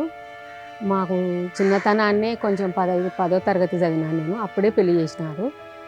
నా పిల్లల్ని ఈ సంఘం ద్వారా మంచిగా చదివించుకున్నాలా, కొంచెం ఆర్థికంగా ముందు పడాలా అని 96లో సంఘం అంటే 97లో మహిళలకు చంద్రబాబు నాయుడు గవర్నమెంటే ఉంది సార్. అప్పుడు కూడా సంఘాలు అయిన తర్వాత ఈ చిన్న చిన్న అప్పులు దొరికేటివి మాకు. బయట అప్పులు అంటే ఇచ్చేవాళ్ళు కాదు, పోతే కూలికి పోవాలా లేకుంటే లేదు. అట్లాంటి సమయంలో సంఘాలు వచ్చి మమ్మల్ని బాగా ఆర్థికంగా ముందు పడినాము. ధైర్యం వచ్చింది సంఘంలో చేరడం ద్వారా. చిన్న చిన్న అప్పులు తీసుకొని ఫస్ట్ 500, 1000, 2000 అట్లా అప్పులు తీసుకొని పిల్లలకి కొంచెం చదివించుకోవడం. నేను కొంచెం 10వ తరగతి చదివినాను కాబట్టి గ్రామంలో కొంచెం పొదుపు మహిళలకే స్టోరు అంటే సివిల్ సప్లై రేషన్ షాపు నాకు అప్పుడే వచ్చింది సార్. చంద్రబాబు నాయుడు గారు ఇచ్చినారు. ఆ కాలాన్ని ఇచ్చింటే దాన్ని నడుపుకుంటూ నాకు సంఘంలో డబ్బులు తీసుకొని నడుపుకుంటూ కొంచెం పిల్లలు పెద్దగా చేసుకున్నాను. కొంచెం హై క్యాడర్గా చదివించుకున్నాలని అప్పుడే నిర్ణయించుకున్న సంఘాలు వచ్చిన తర్వాతనే. మా పేదరికం అప్పుడు పేదలు అనేది లేకుండా సంఘం వచ్చిన తర్వాతనే సంఘంలో చేరినాక దృఢ నిశ్చయం వచ్చేసింది సార్. ఎందుకంటే పిల్లలు ఖచ్చితంగా నేను చదివించుకుంటా. నా ఉద్దేశం ముగ్గురు పిల్లలు, నాకు ముగ్గురిని మంచిగా చదివించుకున్నాలని. ప్రతి దాంట్లోనే నా పాప వచ్చేసి ఎంఎస్సి బీఈడి చేసింది సార్. కానీ పిహెచ్డి సైంటిస్ట్ అయింది అమ్మాయి. ఈ సంఘాల ద్వారానే. నాకు సంఘం లేకుంటే అస్సలు భవిష్యత్తే లేదు సార్. అప్పు తీర్చడానికి అదే నాకు స్టోర్ ఉంది ఒకటి. నేను మళ్ళీ చీరల వ్యాపారం చేస్తుంటే ఫస్ట్లో మరి వాటర్ షెడ్లు అని వచ్చాయి నాకు. వాటర్ షెడ్లలో వర్క్ చేపిస్తుంటే నేను చేసినాను, లేబర్లతో వర్క్ చేయించినాను సార్. చాలా ఈ పొదుపు తీసుకోవడం ద్వారా నెలకంతులు మాకు ఈజీ అయిపోయినాయి. ఆ వర్క్ చేసుకున్నాను 5,000, 10,000 కట్టుకుంటుంటే సార్. కట్టుకోవడం అట్లా చేసినాను. నేను దాదాపు 40 లక్షలకు ఎక్కువనే తీసుకున్నా సార్. 40 లక్షలకు ఎక్కువనే అప్పు తీసుకున్నా నేను. కట్టుకోవడం ఇంకా ఎక్కువనే ఉంటుంది. నా పాపని అదే సైంటిస్ట్ని చేసినాను అన్నాను కదా. మరి నాకు ఆమె తర్వాత పిల్లోడు ఎంటెక్ చేసినాడు. తర్వాత కంప్యూటర్ BSc చేసినారు. ముగ్గురు పిల్లలు మంచిగా ఉన్నతమైన చదువులు చదివించినాను. మాకు ఎందుకంటే పేదలకి ఈ సంఘం ద్వారా ప్రతిదీ మాకు మా వేదిక మాకు ఈ సంఘం మీటింగ్లు సంఘంలో. అదేవిధంగా గ్రామైక సంఘంలో కూడా నేను మందారం గ్రామంకి వివోగా ఎన్నుకున్నారు సార్. కొంచెం తెలివిగా పని చేసుకుంటున్నాను అన్నిటికని చెప్పి మందారం సంఘంలో నేను ప్రెసిడెంట్గా పనిచేస్తున్నాను ఇప్పుడు కూడా. సంఘమే నాకు తల్లిదండ్రులు కూడా చూడలే, అత్తమామలు చూడలే. మాకు పొదుపు సంఘాలు అయిన తర్వాతనే మా అమ్మ చెప్పమంటదో లేదో, అమ్మ వచ్చినాకనే మాకు బాగా మా భవిష్యత్తులు మారిపోయినాయి. ఎక్కడో ఉన్న వాళ్ళం మారుమూర గ్రామాల్లో ఉండి పేదరికాన్ని దరిద్రాన్ని అనుభవించే వాళ్ళము ఈరోజు 10 మంది 100 ఎకరాల పొలం ఉన్న సమానంగా మేము ఈక్వల్గా వచ్చినాము. అంటే ధైర్యం ఉంది, మర్యాద ఉంది, గౌరవం అట్లా కలిగింది సంఘం వచ్చిన తర్వాత. మాకు మేము మాట్లాడుకోవడానికి మా గొంతులు ఇప్పడానికి ఒక ప్రజా వేదిక అయింది మా పొదుపు సంఘం, గ్రామైక సంఘాలు. ఈ సంఘాల తర్వాతనే కర్నూలులో ఒక 4 సెంట్లు ఇల్లు స్థలం కొన్నాను సార్. నేను అప్పు తీసుకోవడం కట్టుకోవడం, అప్పు తీసుకోవడం, ఇల్లు పైన కింద 2 పోర్షన్లతో ఇల్లు కట్టుకున్నాను. పిల్లలకి పెళ్ళిళ్ళు చేసుకున్నాను. మంచిగా నాకు ఈ సంఘాల ద్వారానే మంచిగా నా లైఫ్ మంచిగా అయింది సార్. నాలాగానే 10 మంది కూడా ఎదగాలని వాళ్ళకు నేను సపోర్ట్గా దేనికైనా కానీ ముందుకు పోయి చేస్తున్నాను sir. My dear brothers and sisters, good morning. How are you? Thanks for coming here. We are happy to meet you. My name is Latsamma. I am from Loddipella village. I am a poor woman. I am a Dalit woman. My group name is Shanti. My EO name is Indra Mahila Grama Abhiruddhi Samastha. My federation name is Home Place. There are 10 members in my group. I joined group 17 years back. After that, my life changed a lot. There are 10,000 women like me in our federation. Y group for the poor. We need to strengthen poor niche platform. Poor guest platform from the group. Poor guest identification from the group. Poor guest knowledge from the group. Poor guest capital from the group. Poor guest information from the group. Poor guest opportunities from the group. Poor guest livelihood from the group. Poor get sensitive support from the group. The birds fly together, the fish swim together, the hands work together, the sheep move together, the honeybees fight together. If one crow dies, 100 crows will cry. See the unity in the creation. Here women's letters form a group, letters progress. Make nice with one finger. Very little will come and we clap with 2 hands, everybody can hear. We sit in a circle. Circle is a symbol of equality. Circle is a symbol of unity. Circle is a symbol of equality. Circle is a symbol of development. We do weekly meetings, 4 meetings in a month. Our meeting time is 7 PM in the night. నేను నాగాలాండ్ వెళ్ళాను.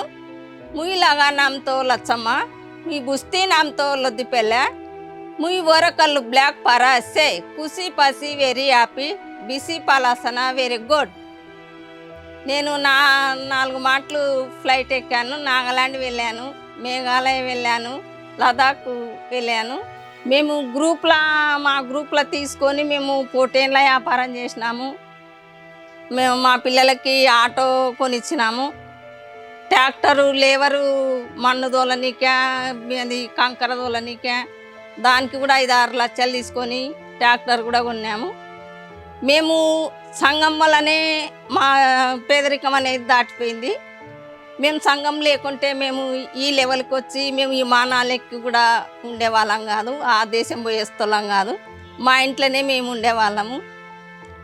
మేము సంఘం ఏర్పాటైనాకనే మాకు ఈ NDP వారు వచ్చి ఇంటింటి survey తిరిగి మాకు వాళ్ళు రోజుకు ₹1 దాచుకొని పొదుపు కట్టుకున్నామా, మీ కాలం మీద మీరు బతుకుతారని చెప్పేవాళ్ళు. వాళ్ళు ఈ ఎన్డీపీ వాళ్ళు 25 లక్షలు తీసుకొని ట్రాక్టర్ కొన్నాము, ఆటో కొన్నాము, ఒక 2 ఎకరాలు భూమి మ్యాంగో నాటినాము. మా పిల్లలకు 2 ఇండ్లు కట్టించినాము. పిల్లలకు, ఆడపిల్లకు, మగ పిల్లలకు పెళ్ళిళ్ళు చేసినాము. ఒక 4 తులాల బంగారు కొన్నాము. నాకు ఒక అర్ధ కేజీ ఎండి కళకడాలు, కమ్మలు. అవల్ల మేము సంఘం లేకుంటే ఇవల్ల మాకు అవకాశాలు వచ్చేటివి కాదు. మేము పేదరికం అనేది ముందరకు దాటిపోయింది. మాలాగానే మేము అక్కడ నాగాలాండ్ వెళ్ళినప్పుడు మీరు కూడా మాలాగానే పేదరికం అనేది దాటిపోయి మీరు కూడా మాలాగానే ఇతర దేశాలకు పోయి కూడా చెప్పాలా మీరు అని వాళ్ళకు పొయ్యిల కాడున్న వాళ్ళకు నేను ఇంగ్లీష్ చెప్తుంటే, ఇంకొకసారి కేజీ చెప్తుంటే, ఒక్కొక్కరు తాన ఒక 5-6 భాషలు చెప్తున్నారు సార్ మాకు. మేము ఇంగ్లీష్ చెప్తుంటే ఇంకొకసారి వేరే చెప్తున్నాయి. సాధారణ గృహిణిగా ఉన్న లక్ష్మీదేవి సరోజినీదేవి మహిళా సంఘంలో చేరారు. అంతే, ఆ 10 మంది గ్రూప్లో తను ఒకరు.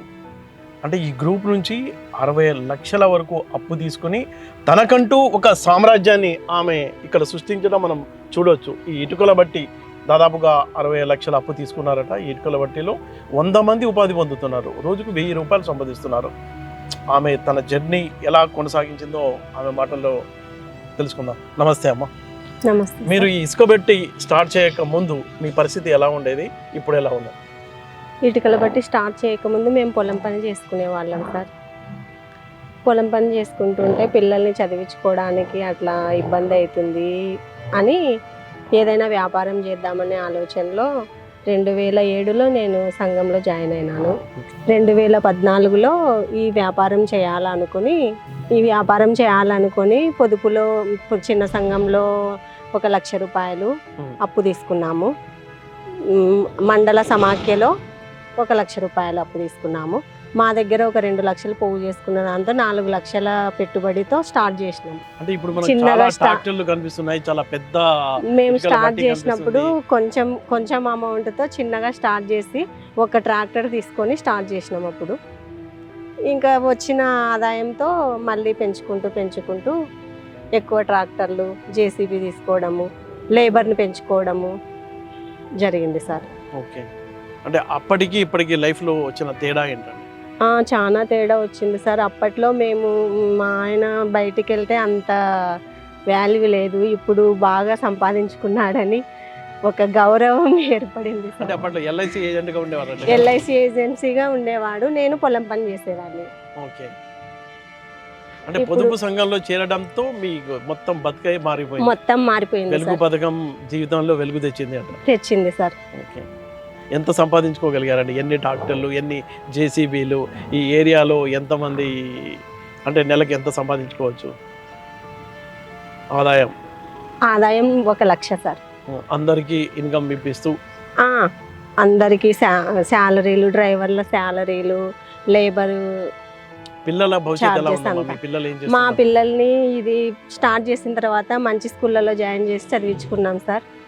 పెద్ద పాప AGBSC కంప్లీట్ అయ్యి జాబ్ వచ్చింది, ఆల్రెడీ 5 మంత్స్ అయింది. చిన్న పాప బీటెక్ ఫైనల్ ఇయర్. ఇంకా దీన్ని ఎలా పెంచాలి, విస్తరించాలనుకుంటున్నారమ్మా ఈ ప్రాజెక్ట్ని? ఇప్పుడు ఉన్న వర్కర్ కంటే ఇంకా ఎక్కువ వర్కర్ని పెట్టుకొని ఇంకా ఎక్కువ డెవలప్ చేసుకోవాలనుకుంటున్నాం సార్. అంటే మనం చూడొచ్చు, సాధారణంగా ఈ గ్రామీణ ప్రాంతంలో తమ జీవితంలో ఒక వెలుగు తీసుకొచ్చిన, అంటే ఈ పథకం ఏదైతే ఉందో పొదుపు పథకం అనేది ఎంత అంటే మహిళలకి కొంత అప్పు రూపంలో ధన సహాయం కనుక చేస్తే వాళ్ళు ఎలాంటి విజయాలు సాధిస్తారు అని చెప్పడానికి ఇది ఒక లైవ్ ఎగ్జాంపుల్గా మనం చూడవచ్చు. మీరు తయారు చేసి ఈ బ్రిక్ ఎక్కడ సప్లై అవుతుందండి? సార్, మనము క్వాలిటీ మంచి క్వాలిటీతో తయారు చేయడము ఒకటి, తక్కువ ప్రాఫిట్తో ఇటుకలు తయారు చేయడం వల్ల చిన్న ప్రాజెక్ట్ అయినా కానీ మనది మన ఓరకల్ మండలంలో పెద్ద పెద్ద ప్రాజెక్ట్స్, DRDO అయితేనేమి, డిఫెన్స్కి సంబంధించింది, ఓరకల్ స్టీల్ ప్లాంట్ అయితేనేమి, తర్వాత ఎయిర్పోర్ట్ కాంపౌండ్ వాళ్ళకు కంప్లీట్గా మనం బ్రిక్స్ సప్లై చేసాం సార్. మెయిన్ కారణం చిన్న కంపెనీ అయినా కానీ ఇక్కడ దండిగా ఇటుకల ఫ్యాక్టరీలు ఉన్నాయి, మంచి క్వాలిటీతో బ్రిక్స్ తయారు చేసి తక్కువ ప్రాఫిట్తో ఇస్తున్నారనే ఉద్దేశంతో మంచి ఎంఓయూలు ఒప్పుకొని, చిన్న కంపెనీ వాస్తవంగా అయితే మనం చాలా చిన్న సార్, ఎంఓయూలు చేసుకునేంత కెపాసిటీ లేకున్నా క్వాలిటీ ప్లస్ మంచి క్వాలిటీ ఇస్తున్నారు, తక్కువ ప్రాఫిట్తో ఇస్తున్నారని పెద్ద పెద్ద ప్రాజెక్ట్స్ మనం సప్లై చేసే స్టేజ్కి ఎదిగాం సార్. పేదరిక నిర్మూలనలో వాళ్ళ చుట్టూ కనుక పేదవాళ్ళ చుట్టూరు, మహిళల చుట్టూరు ఒక మంచి ఫేవరబుల్ ఎన్విరాన్మెంట్ క్రియేట్ చేయగలిగితే, వాళ్ళ దగ్గరికి వెళ్ళేవాళ్ళు, కూర్చునేవాళ్ళు, మాట్లాడేవాళ్ళు, మోటివేట్ చేసేవాళ్ళు, గైడ్ చేసేవాళ్ళు, వాళ్ళ మాటకి విలువిచ్చేవాళ్ళు వాళ్ళు కనుక దొరికితే, పెట్టుబడి కనుక అందితే, ముఖ్యంగా పెట్టుబడి కనుక అందిస్తే వాళ్ళలో ఉన్న స్కిల్ బయటకు వచ్చి వాళ్ళంతటి వాళ్ళు డెవలప్ అవుతారు. ఈ వెలుగు ప్రోగ్రాంలో అది జరిగింది. ఒక్కొక్క మహిళ, ఇప్పుడు మా మండలంలోనే మీరు వెళ్ళలేదు, ఇంకా జీవనోపాధులు చూడలేదు, 60 lakhs వరకు అప్పు తీసుకుని, ఒకప్పుడు ఏమీ లేని వాళ్ళు, దేవాలయంలో కసువులు ఊడ్చేవాళ్ళు, 60 lakhs వరకు, అంటే ఒకేసారి కాదు, దఫాలుగా ఒక పెద్ద ఇటుకల ఫ్యాక్టరీకి ఓనర్స్ అయ్యారు. ఎవ్వరు 10 లక్షలకి ఒక తక్కువ తీసుకోరు. ఒక్కొక్క కుటుంబంలోకి 20 లక్షలు, 30 లక్షలు, 40 లక్షలు పేద కుటుంబాల్లోకి పెట్టుబడి వెళ్ళింది ఈ ప్రోగ్రాం ద్వారా. గతంలో ఎప్పుడు ఏ ప్రాజెక్టు ద్వారా జరగలేదు. ఒక 5,000 సబ్సిడీ ఇవ్వడం, 10,000 సబ్సిడీ ఇవ్వడం, పోయింది పేదరికం అనడం, అంతా కంటి తుడుపు చర్య. కానీ వెలుగు ప్రోగ్రాం ద్వారా ప్రతి కుటుంబంలోకి లక్షలు పెట్టుబడి వెళ్ళిపోయింది. ఖచ్చితంగా కొంత వృధా అయినా కూడా కొంతైనా ఫలితాన్ని ఇచ్చి ఇప్పుడు పిల్లల్ని చదివించారు, వ్యాపారాలు పెట్టారు, పొలాలు కొన్నారు.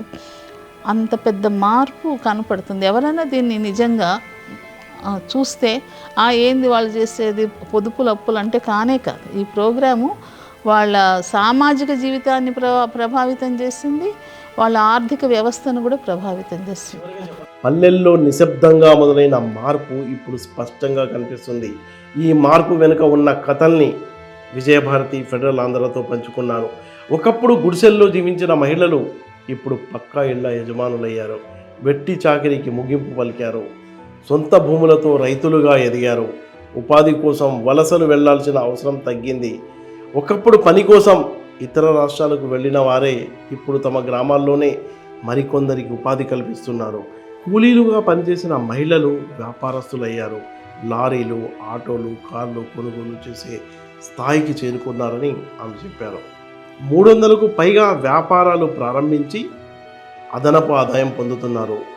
పెద్ద మొత్తాల అప్పులతో జూట్ బ్యాగ్ యూనిట్లు, టెంట్ హౌస్లు, హోటళ్ళు, చెప్పుల దుకాణాలు, జిరాక్స్, ఫోటో స్టూడియోలు, సూపర్ మార్కెట్లు, మినరల్ వాటర్ ప్లాంట్లు, గోల్డ్ షాప్, మార్బుల్ షాప్, పూలు, పండ్లు, స్వీట్ తయారీ యూనిట్లు, ప్రింటింగ్ ప్రెస్లు, chicken mutton shop, bakery, dairy farm, egg cart, cool drink డీలర్షిప్లు, ఆయిల్, పిండి, కారం మిషన్లు, పండ్ల తోటల పెంపకం వంటి చేసి ఆదాయం పెంచుకున్నారు ఈ మండల మహిళలు ఇప్పుడు ఆర్థికంగా బలపడటమే కాకుండా గ్రామీణ ఆర్థిక వ్యవస్థను ముందుకు నడిపించే శక్తిగా మారుతున్నారు. కుటుంబాల్లో ఆలోచన మారింది. కొత్త కోడలు ఇంటికి వస్తే వెంటనే ఆమెను ఏదో గ్రూప్లో చేరుస్తున్నారు. ఒకప్పుడు సమావేశాలకు అడ్డుకున్న భర్తలే ఇప్పుడు మీ మీటింగ్ ఎప్పుడు అని ప్రశ్నిస్తున్నారు. ఈ మార్పు ఒక వ్యక్తిగత విజయం కాదు, ఇది సామూహిక శక్తి, ఐక్యత, పట్టుదల కలిసిన ఫలితం అని విజయభారతి చెప్పారు. పేదరికానికి డబ్బు లేకపోవడం ఒక్కటే కారణం కాదు, డబ్బు ఉంటేనే పేదరికం పోదు అని చెప్పే విజయభారతి అభిప్రాయం చాలా లోతైంది. ఆమె దృష్టిలో పేదరికం కేవలం ఆర్థిక సమస్య మాత్రమే కాదు, అనేక సామాజిక సమస్యలు పేదరికానికి కారణమవుతున్నాయి. నిరక్షరాస్యత, బాల్య వివాహాలు, అంటరానితనం, చైల్డ్ లేబర్ వంటి సమస్యలు కొనసాగుతూనే ఉంటే ఆర్థిక సహాయం తాత్కాలిక ఉపశమనం మాత్రమే. పేదరికానికి డబ్బు లేకపోవడం ఒక్కటే కారణం కాదు, అనేక సామాజిక సమస్యలు కారణం. ఎడ్యుకేషన్ లాంటిది, హెల్త్ లాంటిది, జెండర్ ఇష్యూస్ లాంటివి. సో వాటన్నిటిని సమభాగంగా ఒక సమ్మిళితంగా తీసుకెళ్తేనే పేదరిక నిర్మూలన సాధ్యమవుతుంది. మేము ఇక్కడ 3 విషయాలు తీసుకున్నాము, ఎక్కువ తీసుకోలేదు. 1 ఎడ్యుకేషన్ తీసుకున్నాము, 2 జెండర్ చాలా గట్టిగా తీసుకున్నాం, మహిళలు హక్కులు అవి. 3వది ఆరోగ్యం. వీటి మీద కాన్సన్ట్రేట్ చేస్తాం. స్థిరమైన మార్పు కోసం విద్య అత్యంత ముఖ్యమని విజయభారతి భావించారు. అందుకే విద్యను ఆయుధంగా ఎంచుకున్నారు. ఆమె దృష్టిలో విద్య కేవలం పాఠశాల చదివే కాదు, జీవన నైపుణ్యాలు, చట్టాలపై అవగాహన, ఆరోగ్య జ్ఞానం, ఆర్థిక నిర్వహణ వంటి సమగ్ర అభివృద్ధి. అందువల్ల ఆమె ప్రయాణం పొదుపుతో మొదలై అవగాహనతో ముందుకు సాగి సామాజిక మార్పుతో ఫలిస్తుంది. విజయభారతి ఈ మండలంలో పేదరికానికి ప్రధాన కారణం విద్యా లోపమేనని గుర్తించి బాల కార్మిక వ్యవస్థను అరికట్టేందుకు మండల సమాఖ్య తరపున ప్రత్యేక చైల్డ్ లేబర్ క్యాంపులను ఏర్పాటు చేశారు. చదువుతో జీవితాన్ని మార్చుకోవచ్చనే నమ్మకంతో అనేక మంది పిల్లల్ని పాఠశాల బాట పట్టించారు. మంచి సంకల్పంతో ముందడుగు వేస్తే ప్రకృతి సహకరిస్తుంది. అవసరమైన వనరులు ఒక్కొక్కటిగా చేరుతాయి. మార్పు అసాధ్యం కాదు, మొదలు పెట్టడమే ముఖ్యమని ఆమె ధైర్యంగా చెప్పారు. అనంతపూర్ నుంచి కండోలు వైపు ప్రయాణిస్తున్న వరల్డ్ బ్యాంక్ ప్రతినిధి నిషిమోషి ఆ ప్రాంతంలో ఆగి మా క్యాంప్ సందర్శించారు. అప్పటి వరకు యునైటెడ్ నేషన్ డెవలప్మెంట్ ప్రోగ్రాం కేవలం పొదుపు కార్యక్రమాలకే నిధులిస్తుంది.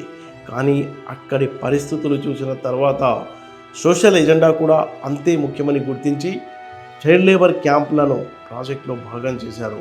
అలా ప్రతి బ్లాక్లో ఒక క్యాంప్ ప్రారంభమైంది. భవిత పేరుతో 8 ఏళ్ళు ఆ ఉద్యమం సాగింది. పిల్లలను తీసుకొచ్చిన ప్రతిసారి వారు భయంతో పారిపోతూ ఉండేవారు.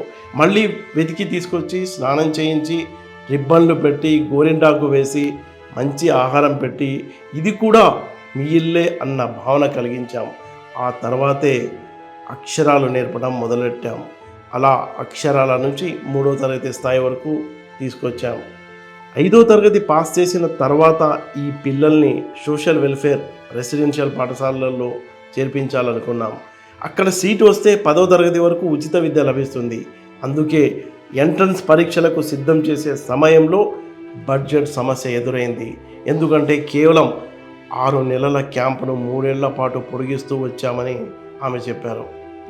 చైల్డ్ లేబర్ నిర్మూలన తాత్కాలిక చర్యలతో సరిపోదు. కేవలం 6 నెలల క్యాంపులో ఉంచి పాఠశాలలు చేర్పించడం ఒక ప్రారంభం మాత్రమే. కానీ అంత తక్కువ సమయంలో పిల్లలు విద్యాలోటును పూడ్చుకోలేరు. కుటుంబ ఆర్థిక పరిస్థితులు మారకపోతే వారు మళ్ళీ చైల్డ్ లేబర్గా మారే అవకాశం ఉంటుంది. అందుకే దీర్ఘకాలిక వ్యూహం అవసరం. కనీసం 3 సంవత్సరాల పాటు ప్రత్యేక బ్రిడ్జ్ కోర్స్ క్యాంప్లో బలమైన పునాది వేసి 4-5 తరగతుల స్థాయికి తీసుకెళ్లిన తర్వాత రెసిడెన్షియల్ హై స్కూల్లో చేర్పించాలి. వారి కుటుంబాలకు సమాంతరంగా ఆర్థిక సహాయం, స్థిర ఉపాధి అవకాశాలు కల్పించాల్సి ఉంటుంది.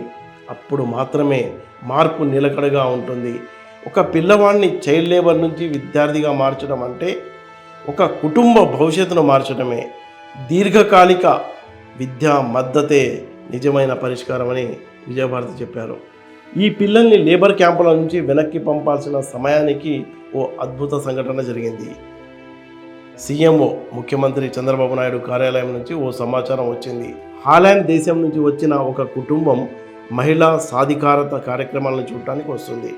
వాళ్ళు గ్రామాల్లో మహిళా సంఘాల కార్యకలాపాలు చూసి ఆశ్చర్యపోయారు.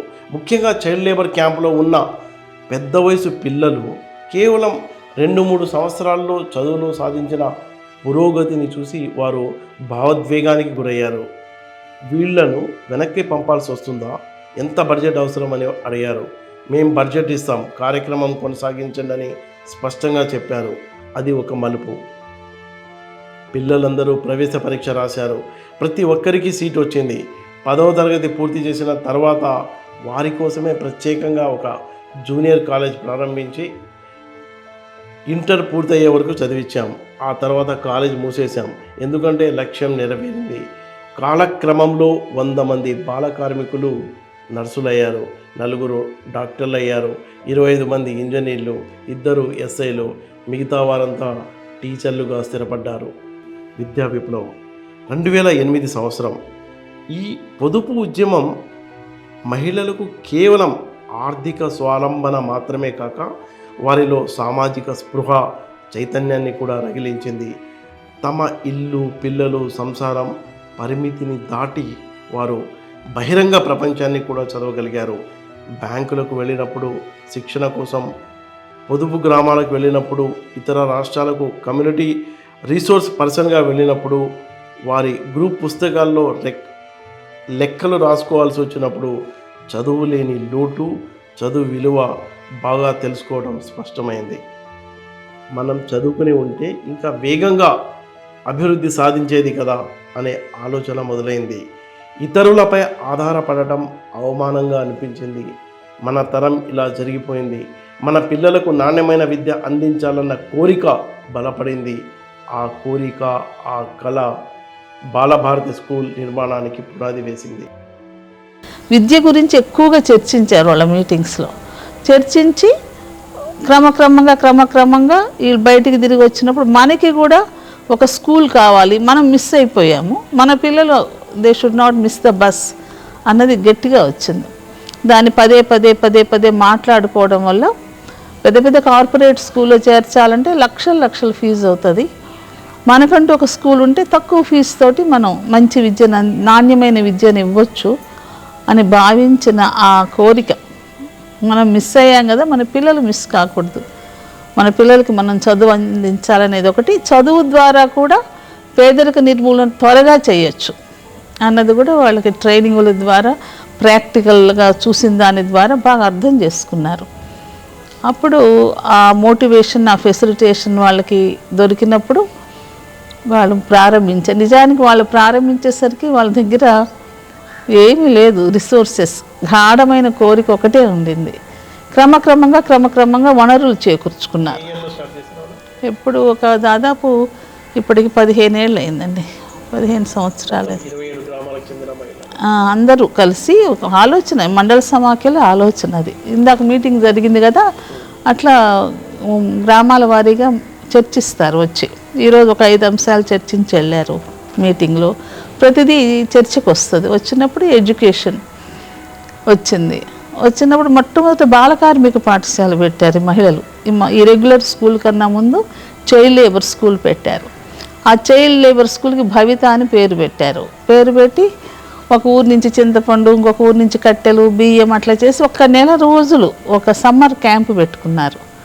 అది చూసి ఆ దారిని అప్పుడు World Bank vice president visit అనంతపూర్లో ఉంటే ఆమె పోతూ ఆ సమ్మర్ క్యాంప్కి వచ్చింది. చాలా ఇంప్రెస్ అయ్యి ఆమె దాన్ని ఒక స్కీమ్గా చేసి ఈ మండలంలో UNDP మండల్స్లో చైల్డ్ లేబర్ స్కూల్స్ కూడా మంజూరు చేయండి అని చెప్పి వెళ్ళింది. సో మాకు దాదాపు 7 సంవత్సరాల పాటు చైల్డ్ లేబర్ స్కూల్స్ వచ్చాయి. అక్కడ చాలామంది పిల్లల్ని మేము ఈ మహిళలు తెచ్చి చదివించినప్పుడు వాళ్ళలో ఇప్పుడు కొంతమంది 100 మంది నర్సులు అయ్యారండి. 100 మంది నర్సులు అయ్యారు. 2 సబ్ ఇన్స్పెక్టర్ ఆఫ్ పోలీస్ అయ్యారు. ఒక 4 డాక్టర్స్ అయ్యారు. 25 మెంబర్స్ ఇంజనీర్స్ అయ్యారు. చాలామంది టీచర్లుగా వర్క్ చేస్తున్నారు. We are very proud of them. అంటే 7 సంవత్సరాల పాటు దాదాపు 1500 మంది దాకా చేశాము. నేను ఇప్పుడు ఈ మొత్తంలో మేము సాధించిన విజయం అన్నమాట ఇది. ఆ చేసింది కూడా ఒక 6 నెలలు పెట్టుకొని పంపలేదు. వాళ్ళని AP రెసిడెన్షియల్ సోషల్ వెల్ఫేర్కి ప్రమోట్ చేసి ఎగ్జామ్స్ రాయించి అక్కడి నుంచి మళ్ళీ వాళ్ళని ప్రొఫెషనల్ కోర్సెస్కి ప్రమోట్ చేసాం. అంత ఫాలోఅప్ చేసాం వాళ్ళని. So we are so happy. ఒకరోజు వాళ్ళందరినీ కూడా పిలిచి కూడా మేమందరం ఒక ఫంక్షన్ లాగా చేసుకోవాలని అనుకుంటున్నాం. అందరం ఒకసారి కలపాలి వాళ్ళని, ఒక ప్రోగ్రామ్ లాగా పెట్టుకోవాలని అనుకుంటున్నాం. ఆ చైల్డ్ లేబర్ అది అకాంప్లిష్ అయిన తర్వాత, పూర్తి చేసిన తర్వాత రెగ్యులర్ స్కూల్ ఆలోచన వచ్చింది. అప్పుడు ఒక 7 ఎకరాలు, అప్పట్లో చౌకండి భూమి, 2 లక్షలు, 1.5 3 లక్షలు ఉండేది. 7 ఎకరాల భూమిలో ప్రారంభిస్తే అదొక పెద్ద ఆనందమైన రోజులు అన్నమాట. ప్రతి గ్రామం నుంచి లారీల్లో వచ్చేవాళ్ళు, ట్రాక్టర్లలో వచ్చేవాళ్ళు. ఒకరోజు ఒక ఊరు, ఇంకొక రోజు ఒక ఊరు, ఒకరోజు ఒక 10 గ్రూపులు, ఇంకొక రోజు ఒక 20 గ్రూపులు వచ్చి పునాదులు తీశారు. వాళ్ళు మహిళలు ఒక్కళ్ళే రాలేదు. మహిళలతో పాటు వాళ్ళ భర్తలు, తమ్ముళ్ళు, పిల్లలు వచ్చి అక్కడే అన్నం వండుకుని అక్కడే తిని, ఆ మొత్తం 140 స్తంభాలు ఏమో ఉన్నాయి పిట్స్, అవన్నీ వాళ్ళే తవ్వారు. మేము డబ్బు కాంట్రాక్ట్గా అడిగితే 25,000 పర్ పిట్ అన్నారు. ఏమక్కర్లేదని రాతి నేలండి, రెక్కలు ముక్కలు అయ్యేటట్లు రాళ్ళు పగలగొట్టి పునాదులు వేశారు. వాళ్ళు గుంటలు తీసి పునాదులు వేశారు. కొన్ని వందల ట్రక్కులు ఇసుక వచ్చి ఉంటుంది, ఇనుము వచ్చి ఉంటుంది, సిమెంట్ వచ్చి ఉంటుంది, రాళ్ళు వచ్చి ఉంటాయి. ఇవన్నీ వాళ్ళు చెప్తా వాళ్ళ భుజాల మీదుగానే అది పోయిందనమాట. అంత శ్రమదానం చేశారు. మాకు తెలియదు ఒక స్కూల్ అనే, కానీ మా దగ్గర పూర్తి డబ్బు కూడా లేదు. ఒక భాగం పూర్తి అయితే ఆగిపోయేది. అది ఆ స్కూల్ కట్టడానికి 11 సంవత్సరాలు పట్టింది. అందరూ అనేవాళ్ళు స్కూల్ ఆగిపోయింది, వీళ్ళు కట్టలేరని. మళ్ళీ వీళ్ళు వనరులు పూర్తి చేసుకొని మళ్ళీ ఒక 2 గదులు, మళ్ళీ కొంచెం గ్యాప్ ఇచ్చి మళ్ళీ 4 గదులు, ఆ విధంగా కష్టపడి వనరులు కూర్చుకోవడం, కట్టడం, దొరకనప్పుడు ఆగిపోవడం, నిరాశపడడం. అట్లా ఎవరైనా ఒక బిల్డింగ్ ఒక 6 నెలల్లో, 1 సంవత్సరం, 2 నెలల్లో కడతారు. 11-12 ఏళ్ళు కట్టిన school Balabharati school, because they don't have resources కదా. పూలప్ చేయాలి. 12,000 మంది. అదే ఎట్లా సంపాదించుకున్నారు ఈ రిసోర్సెస్ అంటే, ఒకటి వాళ్ళ మూలధనం అప్పులుగా ఇచ్చి వసూలు చేసినప్పుడు వడ్డీ వస్తుంది, అది వాడుకున్నారు. రెండోది, వీళ్ళు వేరే దేశాలకి, వేరే రాష్ట్రాలకి CRPలుగా వెళ్తారు, కమ్యూనిటీ రిసోర్స్ పర్సన్స్గా వెళ్తారు. వెళ్ళినప్పుడు అక్కడ సంఘాలు చేస్తారనమాట. అక్కడ వెళ్ళి అక్కడ మహిళల్ని చేస్తారు. వెళ్తే వాళ్ళకి రోజుకి 1,000 ఎంతో వస్తుంది, 1,500, 500 వచ్చే రాష్ట్రాలు కూడా ఉన్నాయి. అందులో నుంచి 100, 150 రిసోర్స్ ఫీజుగా, అంటే ఈ స్కూల్ నిర్మాణానికి వాళ్ళు ఇచ్చారు. పోయినప్పుడు అంతా నిరంతరం ఇచ్చినారు. అలా పూలప్ చేసుకున్నటువంటి మనీ, వాళ్ళు ప్రజల త్యాగం, వాళ్ళకి చెందాల్సిన డబ్బు అది. కానీ ఈ లక్ష్యం పెట్టుకొని ఆ లక్ష్యంలో వాళ్ళ కుటుంబాలను పోషించడంతో పాటు ఆ కళని నెరవేర్చడానికి కూడా ప్రతిరోజు వాళ్ళ ఆదాయంలో ఒక 100-150 రూపాయలు స్టేట్ని బట్టి రిసోర్స్ ఫీజు కట్టారు. అదంతా తీసుకొచ్చి అక్కడ వాళ్ళు వచ్చి అక్కడి నుంచి వాళ్ళే కట్టేవాళ్ళు స్కూలు. అక్కడ పోయి పనిచేసి వచ్చేవాళ్ళు, ఇక్కడికి వచ్చి ఆ డబ్బు పెట్టి స్కూల్ కట్టేవాళ్ళు అనమాట. తర్వాత అది రెండో రిసోర్స్. మూడవది ఎలా వచ్చిందంటే డబ్బు సంఘానికి ఇంతని కొద్దిగా వేసుకున్నారు. నాలుగోది ఎలా వచ్చింది, వేరే రాష్ట్రాల వాళ్ళు ఇక్కడికి ట్రైనింగ్కి వచ్చేవారు. వచ్చినప్పుడు ట్రైనింగ్ పొందిన తర్వాత కొంత రిసోర్స్ ఫీజు ఇచ్చేవాళ్ళు. ఆ రిసోర్స్ ఫీజు ఇట్లా మళ్ళీ వాళ్ళ శ్రమదానం, ఎక్కువ వాళ్ళ శ్రమదానం. ఇక టెక్నికల్ వర్క్కు మాత్రమే ఆ పీపుల్ని, బేల్దారులను పిలుచుకొని మిగతా అదంతా వాళ్ళే చేశారు. నేను చెప్పాను కదా, కొన్ని టన్నుల ఇసుక, రాళ్ళు, ఇనుము మోసారు వాళ్ళు. క్యూరింగ్ చేసింది వాళ్ళు, చిమ్మింది వాళ్ళు, ఊడ్చింది వాళ్ళు, పునాదులు తీసింది వాళ్ళు. కొంతమంది అలసిపోయి రాకపోతే ఒక 5-6 నెలలు ఆ ఖాళీని వేరే గ్రామం పూడ్చేది. ఎక్కువ పార్టిసిపేట్ చేసిన దాంట్లో ఉయ్యాలో కాలేదు, ఆగిపోయేది. బిల్డింగ్ బర్మా టేక్ ఇక్కడ కొన్నాం, బర్మా నుంచి టేక్ తెప్పించలేదు, ఇక్కడ బర్మా టేక్ కొన్నాం. చాలా అన్నారు ఇంత పెద్ద ఎత్తుగా కట్టాలా స్కూల్ అంటే. బ్రిటిష్ స్కూల్స్ అన్నీ అలానే కట్టేవాళ్ళు. ఆ పిల్లలకి అంత మంచి గాలి, వెళ్తారు, విశాలమైన వాతావరణం వాళ్ళ మేధాశక్తిని కూడా పెంచుతుంది అన్నట్లు. సో కాంప్రమైజ్ కాకుండా ఆగిపోయినా పర్వాలేదు, ఒక నెల ఆగనివ్వండి, ఒక 6 నెలలు ఆగనివ్వండి, మళ్ళీ మేము కష్టపడి మేము పోగు చేసుకున్నప్పుడే. అంతేగాని ఎవరి దగ్గరికైనా పోయి దేహి మాకు డబ్బు లేదు మాకు ఇవ్వండి అని చెప్పి వీళ్ళు అడగలేదు. అందుకని 11 సంవత్సరాలు పట్టింది అది. నాకు తెలిస్తే ప్రపంచంలోనే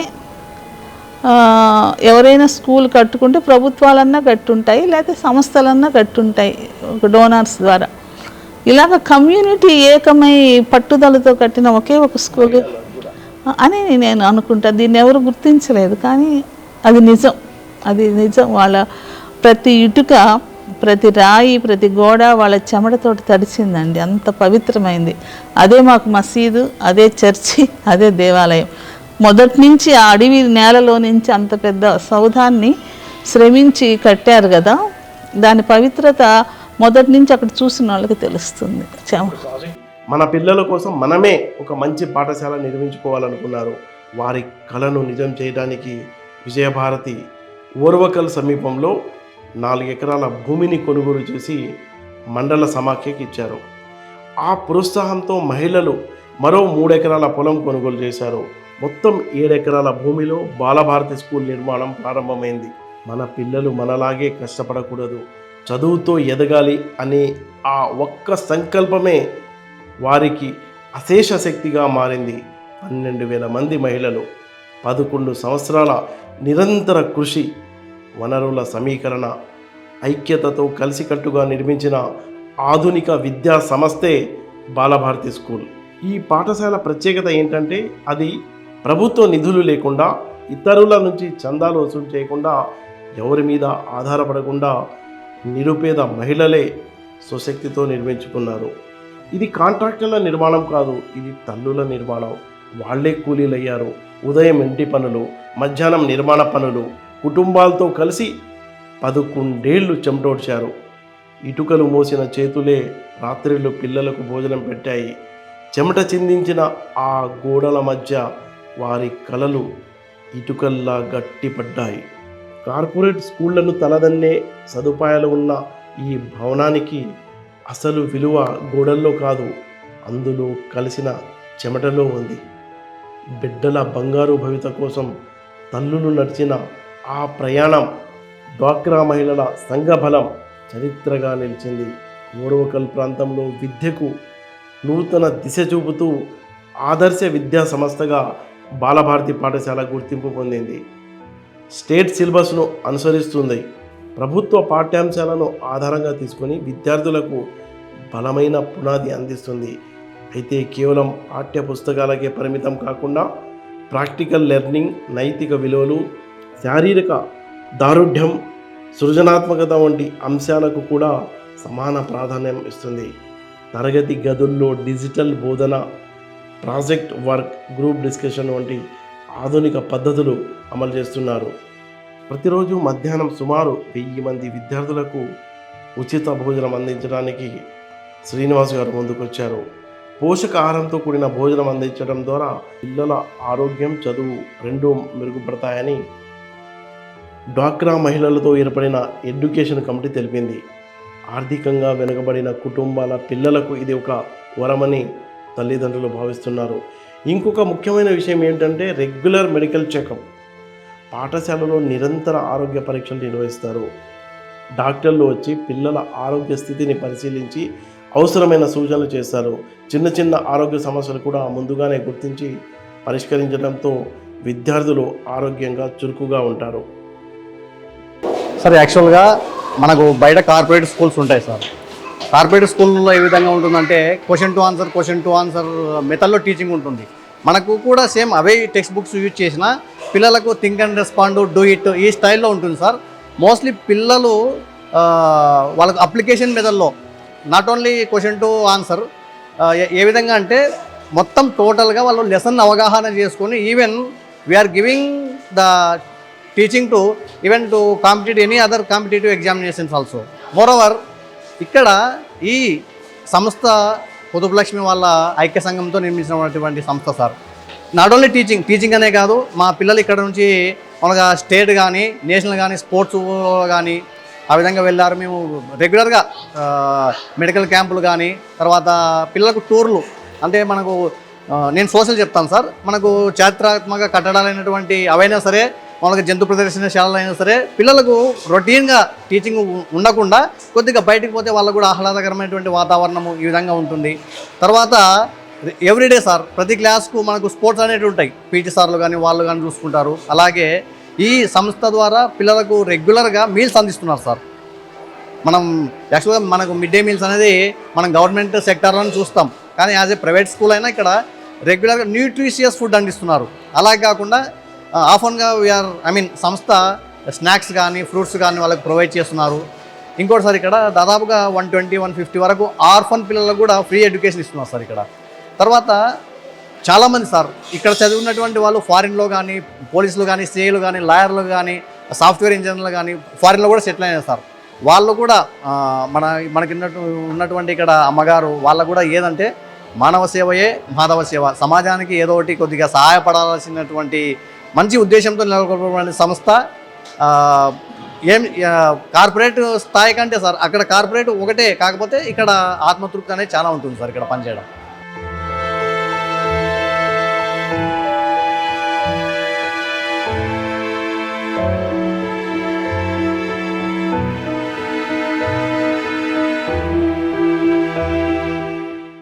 I'm studying in this school from nursery. I like my school very much compared to other schools. Why? Because in our school studies are very good. Not only studies, computer education also along with the studies. Our teachers teaching us very very well. I participated kabaddi and volleyball. I got prizes and certificates. Our Amma showing love towards all children. Our school providing fruits and snacks. In my school, 10th class students take care very much, and remedial classes are conducted to the children. Hostel facilities are available to the 10th class students. Good accommodated atmosphere. Special teaching is attracting to the students. That is activity based project activities, digital class, etc. ప్యాలెస్లా కనిపిస్తున్న ఈ భవనం ఒక పాఠశాల, బాలభారతి పాఠశాల. డ్వాక్రా మహిళల కళలకు ఇది అద్దం పడుతుంది. రూపాయి కూడబెట్టి ఆ మహిళలంతా దాదాపుగా 11,000 మంది మహిళలు వాళ్ళ శ్రమ ప్రతిరోజు ₹1 కూడబెట్టి తమ పిల్లల భవిష్యత్ కోసం ఒక అద్భుతమైన పాఠశాలను చాలా కార్పొరేట్ పాఠశాలకు ధీటుగా నిర్మించుకుంటాం మనం చూసాం ఇక్కడ. అంటే విద్య అనేది మార్కెట్లో చాలా ఖర్చుతో కూడిన విషయం అయిపోయింది. అయితే వీళ్ళంతా ఈ చుట్టుపక్కల ప్రాంతంలో ఉన్న వాళ్ళంతా వ్యవసాయ కూలీలుగా ఉన్న మహిళలు. వాళ్ళు తమ పిల్లలు బాగా చదువుకోవాలని ఎంతగానో ఎంత కలలు కన్నారో వాళ్ళ కళకు తగిన శ్రమకు ఫలితమే ఈ ప్యాలెస్లా కనిపిస్తున్న ఈ బాలభారతి పాఠశాల. ఇందులో రంగు నుంచి తెప్పించిన వుడ్ను వాడారు. అంటే ఈ పాఠశాలకు సంబంధించిన ఫర్నిచర్ మొత్తం చాలా అద్భుతమైన నిర్మాణం. ల్యాబ్ ఉంది, అలాగే కంప్యూటర్ ల్యాబ్ ఉంది, సైన్స్ ల్యాబ్ ఉంది, పెద్ద గ్రౌండ్ ఉంది. అయితే దీనికి సంబంధించి ఆ మహిళలే కొంతమంది ఈ పాఠశాల నిర్మాణంలో కూడా పాల్గొన్నారు. చదువు ఉంటేనే అన్నిట్లలో విజయం సాధించగలుగుతాము. మాకైతే చదువు రాలేదు, మా పిల్లలైనా బాగా చదువుకోవాలి కదా అనే ఉద్దేశంతో మేమందరం కూడా కలిసి 27 గ్రామాలు, మా గ్రామం కూడా ప్రతిరోజు ట్రాక్టర్కు వచ్చి ఇక్కడ బాలభారతి స్కూల్ కోసము శ్రమదానం చేసినామన్నమాట. ఇటుకలు మొయ్యడం కానీ, కంకర మొయ్యడం కానీ, ఇసుక వేయడం కానీ ప్రతి ఒక్క విషయంలోన పార్టిసిపేట్ చేసినాం అనమాట. పునాదుల కానుంచి బిల్డింగ్ అంతా తయారయ్యేదాకా మేము ఇప్పుడు మా వేరే స్కూలు చైతన్య, అట్లా నారాయణ, ఆ స్కూళ్ళు అన్నీ ఉన్నాయి. పెద్ద పెద్ద వాళ్ళే చదివించుకుంటారు అక్కడ బాగా. అందుకోసం మేమేం చేసినాము, మన పిల్లలు కూడా ఇలాంటి పెద్ద స్కూళ్ళల్లో చదువుకోవాలి కదా, మనం అంత ఫీజులు కట్టుకోలేము కాబట్టి మనము ఒక స్కూల్ నిర్మాణం చేసుకుందాము మన పిల్లల కోసము. మన భవిష్యత్తు అంటే ఇట్లాగే అయిపోయింది కాబట్టి మనము మన పిల్లల కోసం ఇంగ్లీష్ మీడియము నిర్మించుకుందామని చెప్పేసి బాలభారతి స్కూల్ అని ఒక పేరు నామకరణం చేసుకొని అందరం కూడా 27 గ్రామాల వాళ్ళము శ్రమదానం చేసి ఈ యొక్క బాలభారతి స్కూలు ఒక ఇంద్రభవనం లాగా భారతదేశంలోనే మా స్కూలు ఆదర్శంగా ఉండాలి. ఇలాంటి స్కూలుకి కార్పొరేట్ స్కూల్కు దీటుగా ఉంది, తక్కువేమి కాదు అనే ఉద్దేశంతో మా బాలభారతి స్కూలు పెట్టుకున్నాము. మన పిల్లలు ఇంగ్లీషు చదవాలా, మన పిల్లలు ఐఏఎస్ ఆఫీసర్లు కావాలా అని మా కోరిక సార్. ఎక్కడ ప్రపంచంలో ఎక్కడ లేని బడి కట్టించుకొని ఈ ఆడవాళ్ళు ఏంది, ఈ బడి ఏంది అని చాలా మంది కానీ మమ్మల్ని ఏలన చేసినారు సార్. రైతులు 11 సంవత్సరాల నుంచి మేము పోరాడి దాన్ని మా శ్రమ, మా కష్టం, మా అంతా చేసుకున్నాం సార్. దాన్ని సార్ ఇక్కడ మేము ఎన్ని రాష్ట్రాల్లో వచ్చినాం సార్, ఎన్ని రాష్ట్రాలు వచ్చి చూస్తున్నాం. అన్ని బళ్ళల్లో కానీ మా బడిలో ఇప్పుడు మాకు సీట్లు ఇస్తారా, వసతి బాగుంది. మధ్యాహ్నం ఒక పూట భోజనం కానీ మేము మా అమ్మగారు ఏర్పాటు చేసినారు. ఒక పూట భోజనం పెట్టి మా పిల్లలకు మంచి చదువు ఇచ్చి ఒక్కొక్క ప్రతి సంవత్సరం క్లాసులు పెరుగుతూనే ఉన్నాయి కానీ తగ్గడమే లేదు సార్. తల్లిదండ్రులు లేని భర్తలు చనిపోయిన వాళ్ళు, కొంతమంది భార్యలు చనిపోయిన వాళ్ళు ఉన్నారు కదా, ఆ పిల్లలని డబ్బు కట్టకుండా వాళ్ళకు భోజనం పెట్టి వాళ్ళకు డబ్బులు మేమే పే చేసుకుంటా వాళ్ళని కానీ చదివిస్తున్నాం సార్. మా పిల్లలు ఇంగ్లీష్ మీడియము ఆ యూనిఫామ్ తీసుకొని వెళ్తుంటే మా కళ అనేది మేము నెరవేర్చుకున్నామనే మాకు ధైర్యం వచ్చింది సార్. ఇప్పుడు మాకంటే చదువు రాదు, మా పిల్లలన్నా మా మనమరాన్లను ఈ పొజిషన్లో చూడాలని మా కళ ఉంది. మా కళ నెరవేర్చింది అమ్మగారి ద్వారా. అంటే ఇప్పుడు 150 మంది పిల్లలకు, తల్లిదండ్రులు లేని పిల్లలకు వసతిని కల్పించి వాళ్ళకు యూనిఫామ్లు కుట్టించి వాళ్ళకు భోజనాలు ఏర్పాటు చేసి వాళ్ళకు తల్లి లేదు కదా నేను చదివిలేను అనే ఫీలింగ్ ఆ పిల్లలకు లేకుండా ఇప్పుడు మా స్కూల్లో హ్యాపీగా ఆ పిల్లలు చదువుకుంటున్నారు సార్. మీ సంఘాల ద్వారా బలపడినాం, మా పిల్లలు ఇప్పుడు స్కూళ్ళ ద్వారా కూడా మా పిల్లలు ఇంగ్లీష్ మీడియం చదివించుకుంటూ మేము చాలా హ్యాపీగా ఉన్నాం సార్. ఉద్యోగాలు చేస్తున్నారు, ఐఏఎస్ ఆఫీసర్లు అయినారు, కలెక్టర్లు అయినారు, డిఎస్పీలు అయినారు, ఎస్పీలు అయినారు, నర్సింగ్లు అయినారు సార్. చాలా బాగున్నాం సార్, హ్యాపీగా ఉన్నాం. బాలభారతి విద్యా సంస్థ విద్య, ఆరోగ్యం, పోషణ ఈ 3 అంశాలని సమన్వయపరుస్తూ సమగ్ర విద్యా నమూనాగా నిలుస్తుందని పాఠశాల వ్యవస్థాపకురాలు విజయభారతి ఫెడరల్ ఆంధ్రతో చెప్పారు. బాలభారతి పాఠశాల కేవలం పాఠశాల మాత్రమే కాదు, భవిష్యత్ తరాలను తీర్చిదిద్దే ఓ ఆశాకిరణం. 25 సంవత్సరాల క్రితం పేదరిక నిర్మూలనకు గాను అప్పటి ముఖ్యమంత్రి చంద్రబాబు నాయుడు స్థాపించిన గ్రామీణ పేదరిక నిర్మూలన సంస్థ ఆంధ్రప్రదేశ్లో 1 కోటి మంది మహిళల్ని సంఘటితం చేసింది.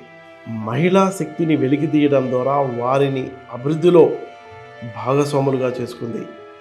మహిళల భాగస్వామ్యంతో పేదరిక నిర్మూలనకు కొత్త బాట వేసింది. రజతోత్సవం జరుపుకోబోతున్న సెప్ సంస్థ సిగలో ఓర్వకల్ ఓ మణిపూసలా నిలిచింది.